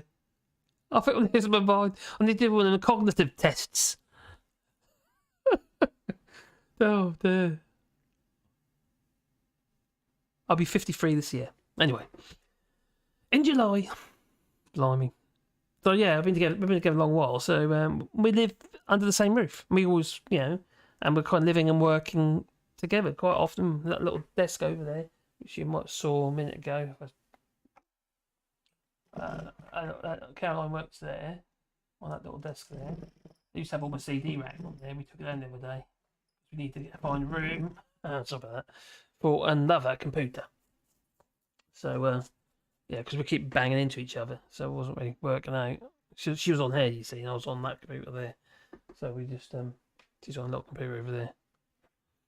And she just basically web stuff, so. So anyway, I think I'm waffling a bit here, so I really could do with going to bed. Marcos, there are pills for that, I'm sure there is. What, for me losing my mind? Probably. Can't even remember blooming age. There's something wrong with that, isn't there? It isn't difficult to work out. I was born in 1970. God. Flawed skins, I understand that, but I would advise you to use accessibility tools for your message writing. My brother has poor eyesight and uses them to write in chat and reply to others. No, actually, this Mad Monk, my father had macular degeneration. It's basically at the centre of your eye starts going. So you can see, but you're in like a tunnel vision sort of thing. There's like a missing bit in the middle. And that was his problem. Macular degeneration, it's hereditary. But I've had the slice scan in my eyeballs when I had my eye test last time. I'd pay extra for, but that was in like a tenner. That's good, you get it done, don't you? And there was no sign of it, so that was good. So my dad had that, which buggered him up. He started building this boat in his garden, in his driveway. I mean, a flipping great huge thing. I think it was about 20, 30 feet, whatever it was. That was a big boat. And upsetting the neighbours. And halfway through, he couldn't get on with it because he couldn't see anything. It was becoming rather dangerous, yes. And he was on crutches and... how he managed to do this, I don't know. It's just crazy. Quite a big boat. Built the hull and everything, it's not something, it's something he's always done, it's not as though it's unusual for him. He builds boats, he's a boat builder. That's what he does. your flipping driveway. The suburbs of Norwich. You've got neighbours, you see. It's not a great idea. It's fiberglass, you know, polyester resin. Lovely smell. Roof covery, love you, Marks.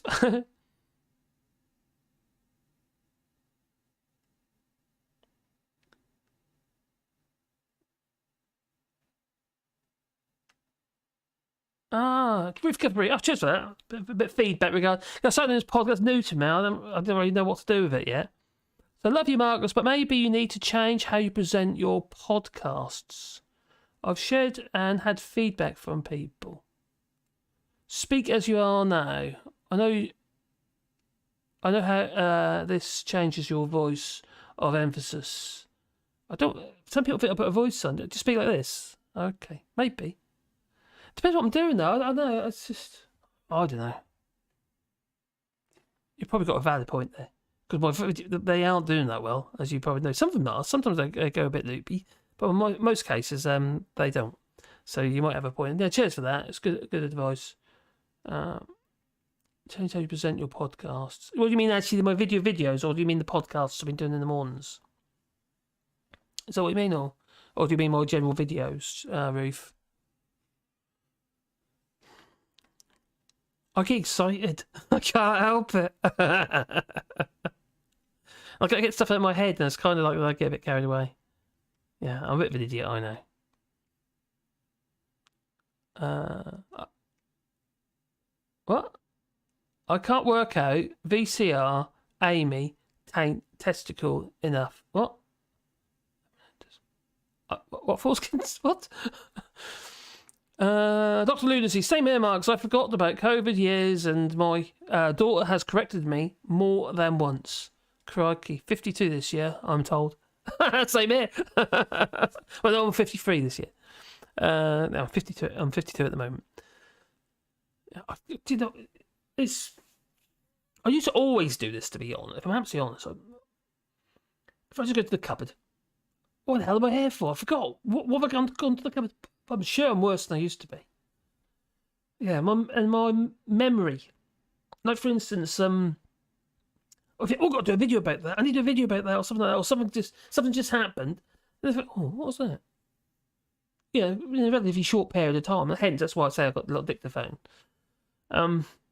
Yeah, years ago, I'd always have a pad with me. That was what I used to do anyway. These days, people use their mobile phones and what have you, but it's remembering to do it. Remember to take the note, or you think you remember it and then you don't. And I find that with, like, for instance, listen to the radio and stuff like that, and I hear something, I need to research that, so I'll take a note now, because I haven't always got pen and paper. If I'm in the garden, what have you, I can have a little dictaphone in my pocket. That's not a problem. But pen and paper, there's got a screwed up mess in my pocket and stabbed with a pencil. I don't really want that in my pocket. No. So it's just finding ways to refer to information, because you hear things, like, say, on the radio, and people phone in, like, on the LBC, and they say something. Oh, crikey, I thought of that, and then you forget what they've said. Yeah, in a relatively short period of time. And I say that, by the time I've come from the garden to inside the house, I've forgotten, and then all of a sudden it pops in my head again. It's frustrating. But I think I've always been kind of like that, to be honest. I think I've been a little bit dyslexic as well, so it's kind of, that's an excuse, I know, for me. It's one of the reasons I have to, when I do my videos, sometimes I do scripts, and sometimes I do bullet points. I think the bullet points sound better, to be honest. But I have a real habit of going off kilter, and then it just makes the videos too long. So I try to keep myself in some sort of check by having some sort of rough script, and I just work, and so I've got the information in front of me, basically, and I just work a bit like bullet points, I suppose, and just a bit like shorthand. Not shorthand, but a bit like that. So scribbles. And I just work off that. And sometimes if I'm working on hair, if I'm doing the video on hair, I'll just write out something rough to get my point across. But yeah, it's I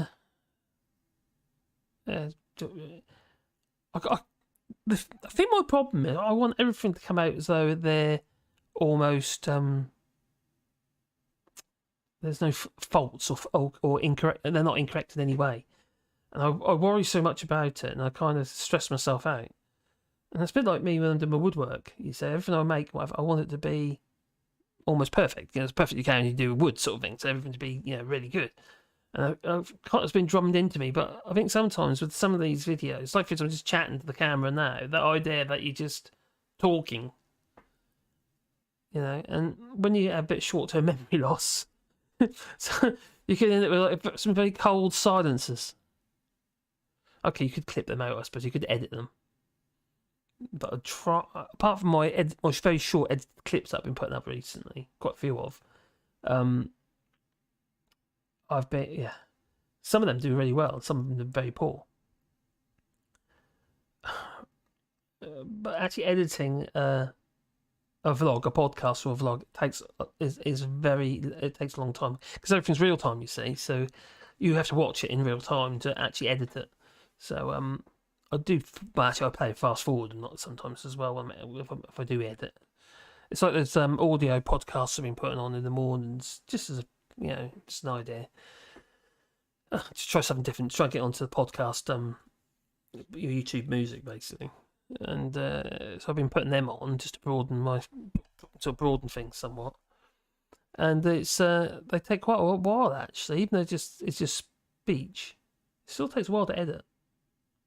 Because you get the sounds and those sort of sounds, or the ums and the ahs and all that sort of stuff. And you don't really want them in there. It just makes you, I don't like it. I don't like to hear it. So if it's a casual thing like this, I suppose it really matters. Maybe that's what I need to do. The other thing is, though, also, is that it's all about your frame of mind. I know that every day I have to put videos out. And sometimes you're tired. So I will be tomorrow because I've done this. Sometimes you're tired, and sometimes you just haven't got the inspiration, or you're a bit down because doing this job I'm doing at the moment can be quite depressing because you're constantly following negativity, and it can make sometimes unless it's like ridiculous negativity. You think, well, this is just so stupid, that sort of thing. And you think, well, what's going on there?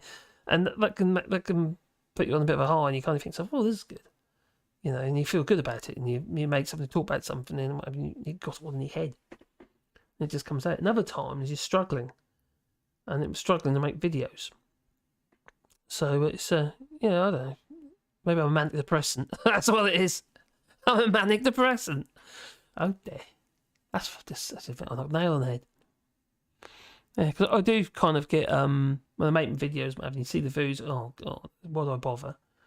And you put a video up and it's like 30 seconds long and it's got, like 10,000 views or something in a day or something, which is very good for me. I'll say that. I know that for a long time. But although I had the video put up, which wasn't even my video, it's somebody else's video that I just, quoted and what have you and tagged and stuff and put on there, and it did ridiculously well. Because I'm not talking in it. But anyway, it's, you don't know where to put the effort, if it makes any sense. So you can't. But you got like channels like if I make a comparison, David Blase was just here, and this channel has a particular format, and it's evolved a little bit, but it hasn't really changed. You got Max's, Max Rose Spears channel, that hasn't really changed much. That's not really a video, to be honest. It's just, although he does do video clips, it is really a podcast, really. You could just literally take all his videos and just make them into a podcast. So why doesn't he do that? He can broaden his catchment. But yeah, it's and then you obviously got Phil Morehouse. The man's a bit grey, and his format. Okay, his cards have changed, but his format hasn't really changed at but his content is good. I'm not no fan of Phil Morehouse, as you know, but I hold my hands up to him. The guy is flipping clever. I just don't agree with him. That's basically it. But he's certainly clued up on stuff. But there's lots of channels out there, really polished channels. Who do a really good job.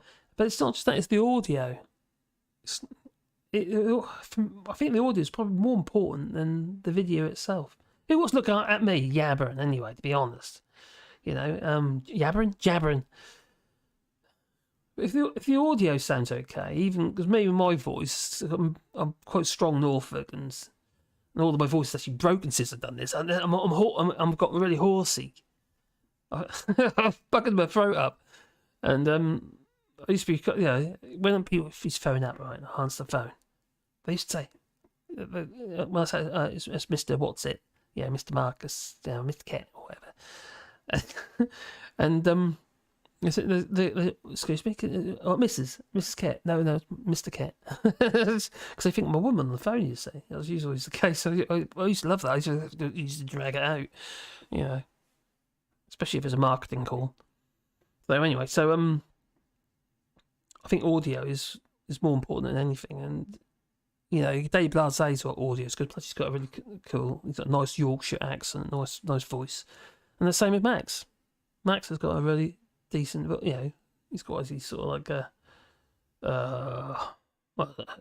is it an Irish Italian sort of voice going on there? I don't know what's going on there, but anyways, it's nice to listen to. And then you got me. There's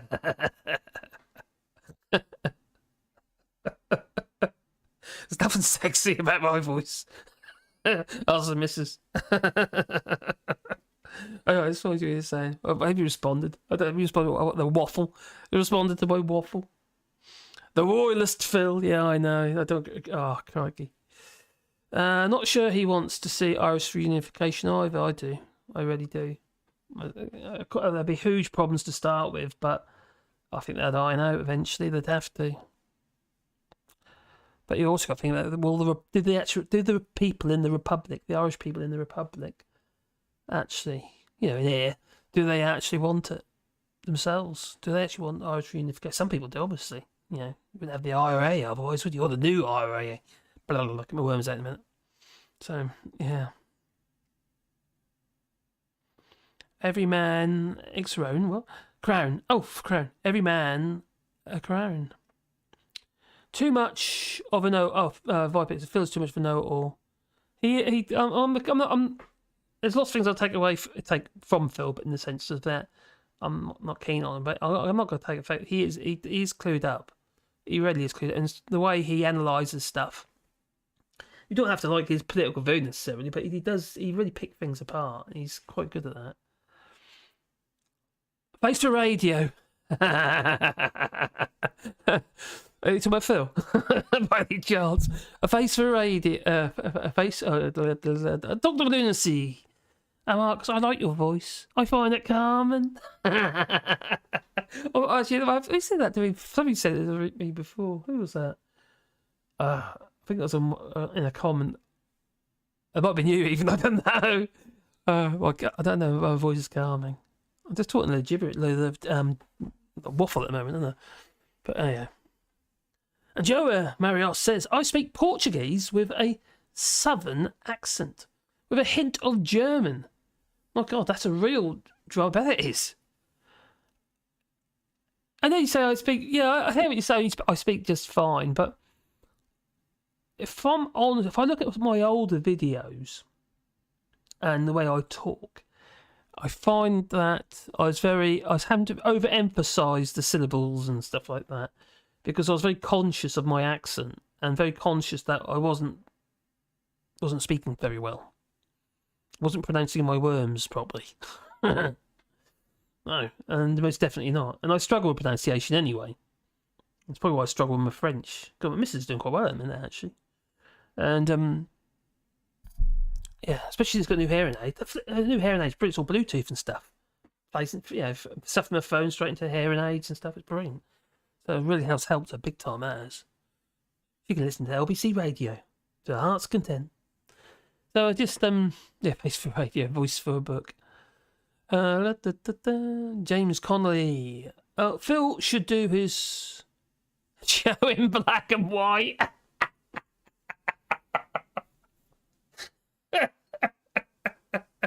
Yes, I have actually put videos on black and white. I get comments like, why is it black and white? It's an arty thing. Because I love the arts. I really love contemporary art, especially, and more contemporary architecture and stuff like that. I do actually really like. So yeah, me and Graham were on Graham Hughes, we were sort of logheads about that before, you see, because he's into why do we build things with big rocks like we used to in the olden days? Yeah, because big rocks are big and heavy. It's not just what you put above the ground; it's what you put under the ground. You see, if it's too heavy, you need more under the ground. It becomes very expensive. Houses are costing others. Anyway, that's another story. Yeah. Graham, he's a bit of he's a laugh, really. He's a funny guy. He really is. The southern port, lazy though. Yeah. I was doing all the flipping work on that Ginger Island. Lazy bugger. Although he did start at when he realised not enough stuff was getting done, he started getting a bit busy towards the end. So the southern Portuguese drags the speech. Like a South US accent. I drag my speech sometimes, but because I'm conscious, I need to make sure I pronounce all my words instead of rolling one word over into the other, which can sound a bit tedious if I overdo it. If I don't realise what I'm doing, I can. I've had those comments before, and people say, "Oh, don't put on the voice." I'm not putting on the voice. I just talk that way. Yeah. Even friend, you don't talk like that. I just do a video, but you don't normally talk like that. But if I get excited at it, so I just how I am. You bet the cat. Do you know what? If it was a case that I was putting on a voice, it's just a little horse, If I was putting on a voice, that was you'd better catch me out, wouldn't you? When I get excited, I get buzzed up.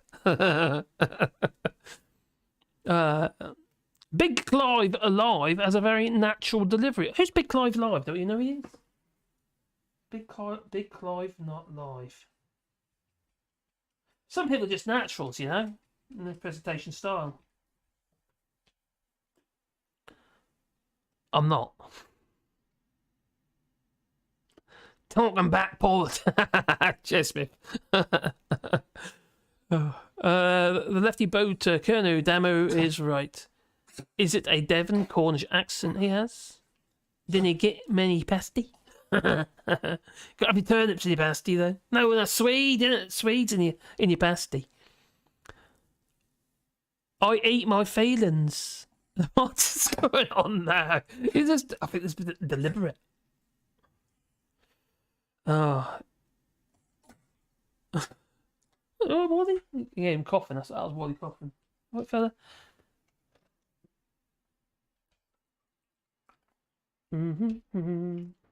Yeah, wait.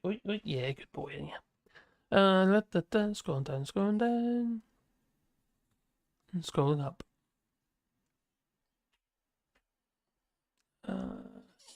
I still watch BHM as well. Who's BHM? What? As well, though he is kind of indiff on Scottish independence. He is not against it, but he's it's not really on his mind. No, I've had this conversation before. I think I've actually mentioned it to Mad Monk, but also my biggest fan, Mark's biggest fan. I mentioned it before, where I would like to see more videos about Scottish independence. It's actually going to get really interesting now. Yeah. Well, it was interesting before, but it's now not just interesting, but it's kind of I don't know what direction it's going to take now. But anyway, and obviously I was in reunification, but I can't make videos if they don't get watched. I have to put, because I'm really reliant on the views to try and earn the money, enough money to keep my head above water. So I'm very, very conscious of the views, and whenever I do any Scottish videos, they never ever do very well. Probably because I'm not a Scot. It doesn't help. And also, I suppose the people that view my videos might not be interested in it. But I would like to do more, on it. Obviously, to learn more about it for the start. All I want is what's right for the people and what the people want. And if we have obviously an indie ref too, well then we might find out, mightn't we? But something was, who's I listening to today? Oh my God, what's his name? He was saying that the polls are showing that Scottish independence is pretty much on even keel regarding who people want Scottish independence. But the support for the SNP has dropped off since Youssef has become the First Minister, which is a bit of a shame. Is it because of his views, or is it because he's was he Pakistani? He's born in Scotland, but that would be a shame if that was the reasoning. But most people that I know, especially people speaking there, I know Mad Monk, what have you, they're very, very open to the concept of bringing Asians into politics. Anyway, at the end of the day, the Scots, because they're born there, as far as I'm concerned. Treat everybody decently. If they're decent people, treat them with decency. Anyway, I suppose better go. I'm really tired. And I've been streaming for 3.5 hours, so it's quite a while, really, I suppose. And I did get a lot of sleep last night. No, I dropped the night before, because I dropped the mother-in-law off at the airport. Houses, I got my naked room back. Yeah. Got to be naked room, I can run to the toilet in the middle of the night with no clothes on if I want. Yeah. Without worrying about someone going to see me. More worried for them, actually, if I'm absolutely honest. Get poked in the eye. Get voted out first, yeah. Get rid of the Tories! We've got to get rid of the Tories. Well, it's getting desperate now, isn't it? Absolutely desperate. Oh, scroll down. Have the Scots looked at Ireland's leadership? What, the DUP? The Scottish Andy, is not on hold. It's still, you mean Indy, independent, Scottish independence is not on hold. It's still going on. Oh, God, who was it? It was the ex-First Minister, Alex Salmond. That's who said it. That was Alex Salmond. Yeah, obviously, anyone with his own party, Alba, what's Alba Soa, something like that.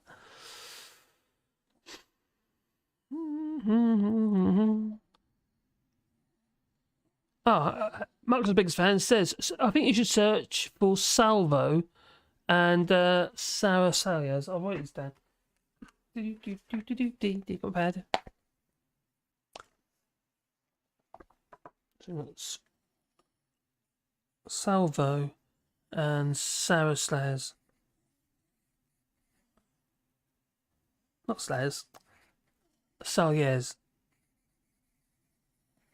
Cool. Cheers for that, Mark's my biggest fan. Not my biggest fan. What a handle, eh? Dr. Lunacy, Hitler. Oh God, Hitler was not a very Austrian speaker. Austrians are usually calmer. My German is Prussian, so I also sound like a machine gun speak. Really? Oh, you're gonna have to record that for me. I want to hear Joe speaking like a machine gun. A Prussian machine gun. Outside views. Oh, Mark Hessling. Oh, no, Mark, he's a lovely, lovely guy, Mark is. The German geezer. Oh my God, I hadn't watched his videos for ages. He's always come up on my feed because he had several channels and he's did a little bit on each of them. Is he still videos on Europe, Africa, Asia? Also seem to not have many views compared to his UK videos. Why is that? I'm not keen on his format, if I'm absolutely honest. A bit like a newsreader. So he's trying to get his videos out quickly, I think. But he is actually... I speak to him a bit online, and he's actually a really nice chap.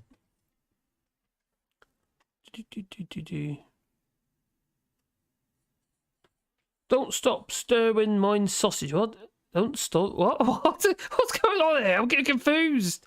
Don't stop stirring mine sausage. Don't stop. Oh, stirring my sausage. What?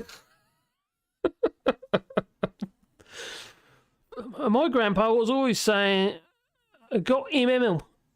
Got him Emil. Got him Emil. What? I'm lost. You lost me already. You already have. If I record a podcast, I'll tell you. For now, I just have some weird My Music videos. Oh, you got some weird My Music. You got videos. Your music. I might be interested. The Finns recorded Hitler in normal conversation, and he wasn't doing his speech ranting. Ah, can you? That's interesting. So, you have accepted the truth. Oh, cheers, Ruth. Oh, thank you very much. Oh, you're most kind. Salvo and Sarah. Just another spanner in the works. Oh. I'll have a look at that. Is it? Are they against independence, or are they all for independence? Might be interesting. God im Himmel is God in heaven. Well, I didn't know. I'm not German, did I? I did German at school. Einsatzfrei and all that. Yeah, only a little bit though, tiny amount. Yeah. Wunderbar, or, I don't know. Can't remember any of it. Einsatzfrei there. Is that right? Anyway. Oh. Mrs. Middleditch, that's it. That was my German teacher, Mrs. Middleditch. And that was actually in one of those, that classroom was in one of those mobiles I was talking about earlier. Yeah. And there's a young lad that used to go truant a lot. Sean Pardon, his name was. He's a bit of a troubled kid. But he turned out all right in the end, actually. He got into boat building. And anyway, he's a bit of a troubled kid. And could read all right, what have you. He's obviously, now you would say he's dyslexic. He's having real difficulties. But when this woman, Mrs. Middleditch, our German teacher, would pick on him, so he'd often go truant. And the day he came back from being truant, because he hated school and he just couldn't deal with it, probably because he was dyslexic. And anyway, the day he came back, I can remember her asking him a question. Yeah, the blackboard and what have you, then ask a question. She's picking on him. He just turned up. She knew full well that he obviously didn't know any German and needed some help. And asking him difficult questions and pressurising him. I would call it bullying, actually. Yes, bullying him. Anyway, he got up, ran out of the flippin' mobile, and he had one of them canvas satchels. Can you remember the old canvas satchels? It was a yellow one. And he had that round his shoulder. She ran after him, grabbed hold of his satchel, and there was a tug of war going on with his satchel. Anyway, he ran off. He got with his satchel, and we didn't see him for months. And it was a bit of a troubled family. So, and Sean Pardon. He worked for me for a bit actually when I was doing the building game, just labouring and what have you. But he was actually a good little worker, and he then went to work for kind of an apprenticeship at a boatyard in Wroxham, and he stayed there. He's a hard little worker, He just needed something. He needed something to get his teeth into. He needed help, or to be able to do something that because he couldn't read or write. That was a lost cause. That was, and but it gives somebody a chance, and they can surprise you. Now, I had the one lad I had working for me. I had several people working for me, actually. I had 14 people working for our business. Yeah, a building business. And then was Dale. And Dale was a friend, was the son of a friend's sister. Anyway, he turned up for work. So I gave him a try, He's a troubled kid. He's had trouble at school and stuff like that. Anyway, he turned up for work, and he didn't say anything. He was quiet. He really quiet. He was really quiet lad. Ginger. Really ginger. Obviously had fun with that. But anyway, not straight away, obviously. But anyway, he's we worked alongside him. I was actually working with him. I was trying to teach him stuff. He just started, and so we got him some, okay, we'll give it, you can stay on for a bit longer. So we got him his boots and safety gear and stuff as you have to. And we ended up putting him through his bricklaying course at Norwich City College. And best thing we did, he was the most loyal employee I have ever had. He was brilliant, Dale. Really, really good lad. Yeah. And he finished his course. When we moved to France, he carried on as a subby. Working on the tools. And I don't know what he's doing now. He's not on Facebook or anything, so... He was on Facebook, but he doesn't put anything on there. Yeah. But yeah, it's just... My point being is if you give people a chance, they've had a bit of a hard time, sometimes they can really turn out well, or they can well be blind. Could be one or the other. But yeah, that was a good experience. Yeah. We had a really good banter. And, eventually, he's a young lad, you see. He's, I think he was about 17 at the time when he came out, 16, 17, just come out of school. And just didn't have any direction at all. He wasn't going to work in an office anywhere or anything like that. It just wasn't going to be his thing. And he's learned bricklaying and what have you. He's worked beside me. Whether it be working on the tools or regarding, say, on the tools, like, with the trowel, or whether he's just doing a bit of labouring or mucking together. And it's just, that was a really nice working environment. It really was. And we had 14 guys working on the firm. It's a small business. On the books. Sometimes their subbies come in and what have you, fill the spaces and and then we had 2 guys work for us as well, Polish. And they were brilliant workers as well.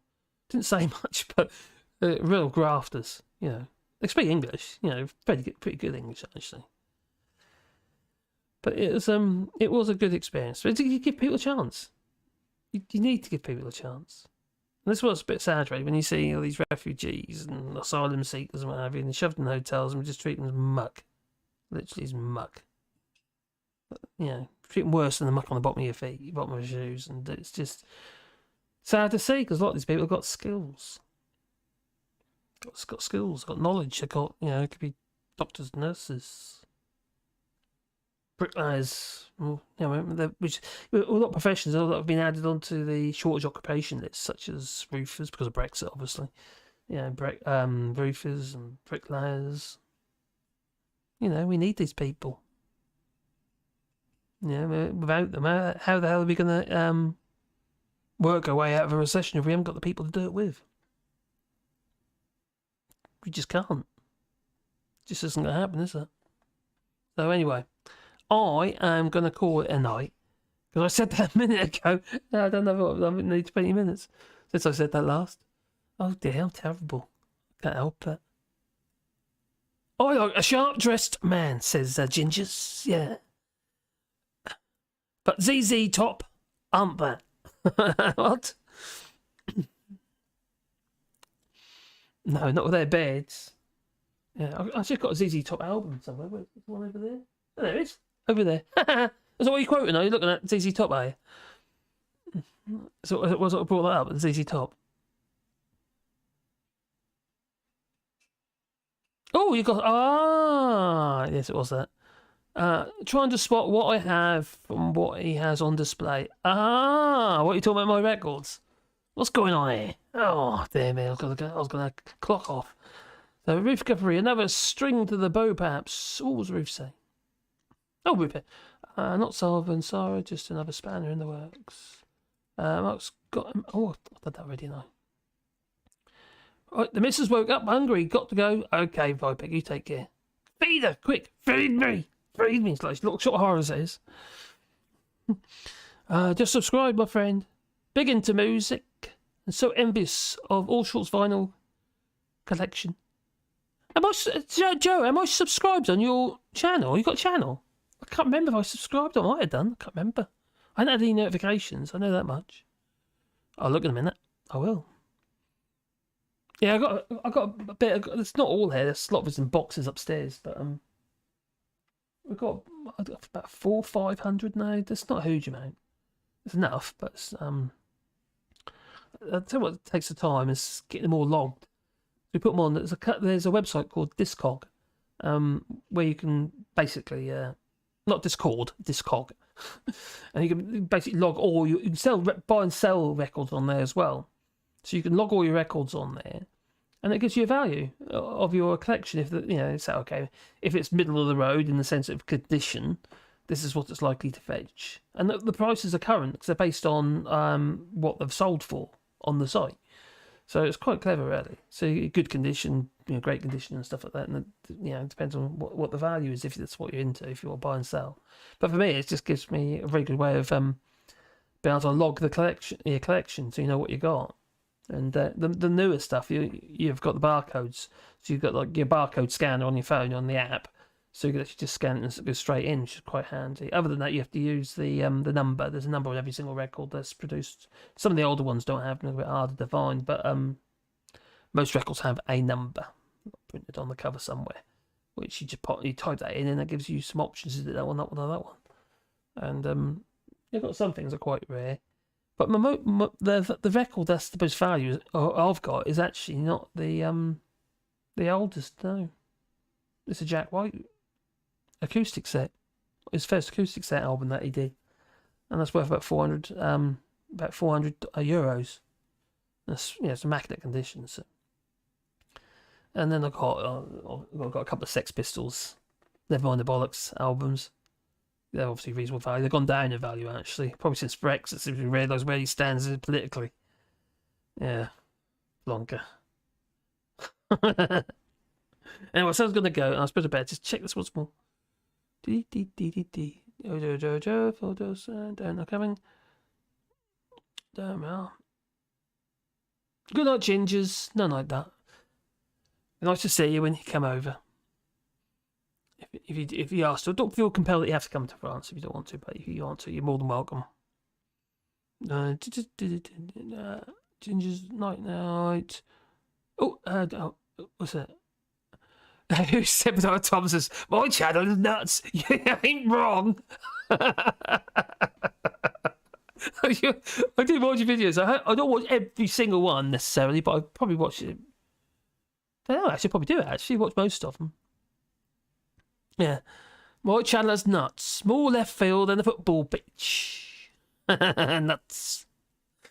Oh dear, yeah, it is quite nuts. It's bizarre, actually. It's just sometimes I don't know what your video is about. I'm left wanting. Oh no!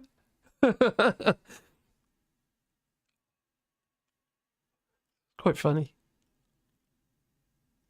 Don't change though. No, you're unique. You've got to be unique in this world, you know. Oh, Pink Floyd. Yeah, well, I've got to go too. Good night, my friend. Do take care, Joe. I'll check your channel out, mate. And, yeah, I am going to go. I'm going to make a move. I am. I want to thank everybody for joining me today. And thank you very much for Super Chats, because kind of I couldn't ask. Really, it's what tops me income up, because otherwise I'm kind of like, I'm drowning. And, unless I get a decent video, because I was actually saved really by one video that did well, and it's kind of just puts us just back onto the breadline again. So that was really helpful. Oh, one day I hope I'm able to get this channel turned round. One day, maybe. Oh well. But I listened to Ruth because she said something that was interesting earlier. I have to give some thought. More kind of like casual approach to my videos. So I do kind of like I like I'm in front of the camera and I'm doing a video. I feel like I got the parent type video and I kind of like start blurting, don't I? Go off on one in the sense of my tone and my manner. And maybe people don't appeal to everybody. I think I got to calm down. Maybe I need a sedative, a horse pill, or something. A suppository, maybe. On that note, I'm gonna say good night. So good night, everybody. Take care, and I hope you have a good week. It's going to be an interesting one. Donald Trump is being arrested. And next weekend, probably Friday again, there's probably going to be a load more people trying to get through Dover. Maybe. And I get blocked again. Also, while the Braverman might say something ridiculously stupid and paradoxical. Maybe. You never know, do you? Anyway, what can I leave you with? Oh, dear. Not that one. Okay. I don't know if I showed you this one already. That's quite funny. Well, it's kind of appropriate because I think about policing. But before I do that, there's something I must just do because I've only done it once. It's going to have to be done again.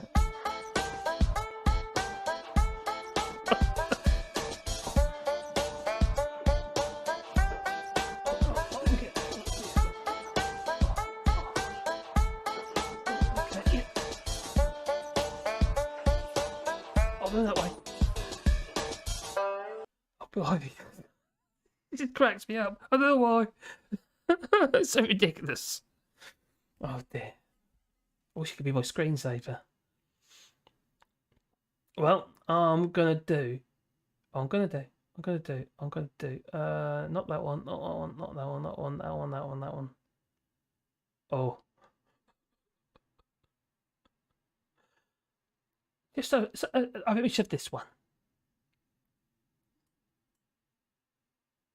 Ta-ta, everybody. Just remember the days when people like Nick Clegg would say that Nigel Farage's claims about an EU army are fictional and that it's a dangerous fantasy. Well, we've seen that the EU has now launched its own guard, its own armed guard that'll police its border.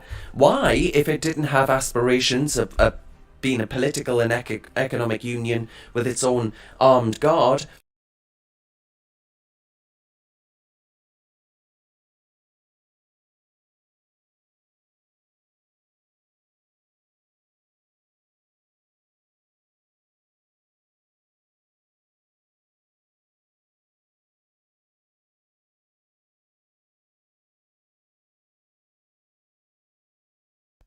Ta-ta!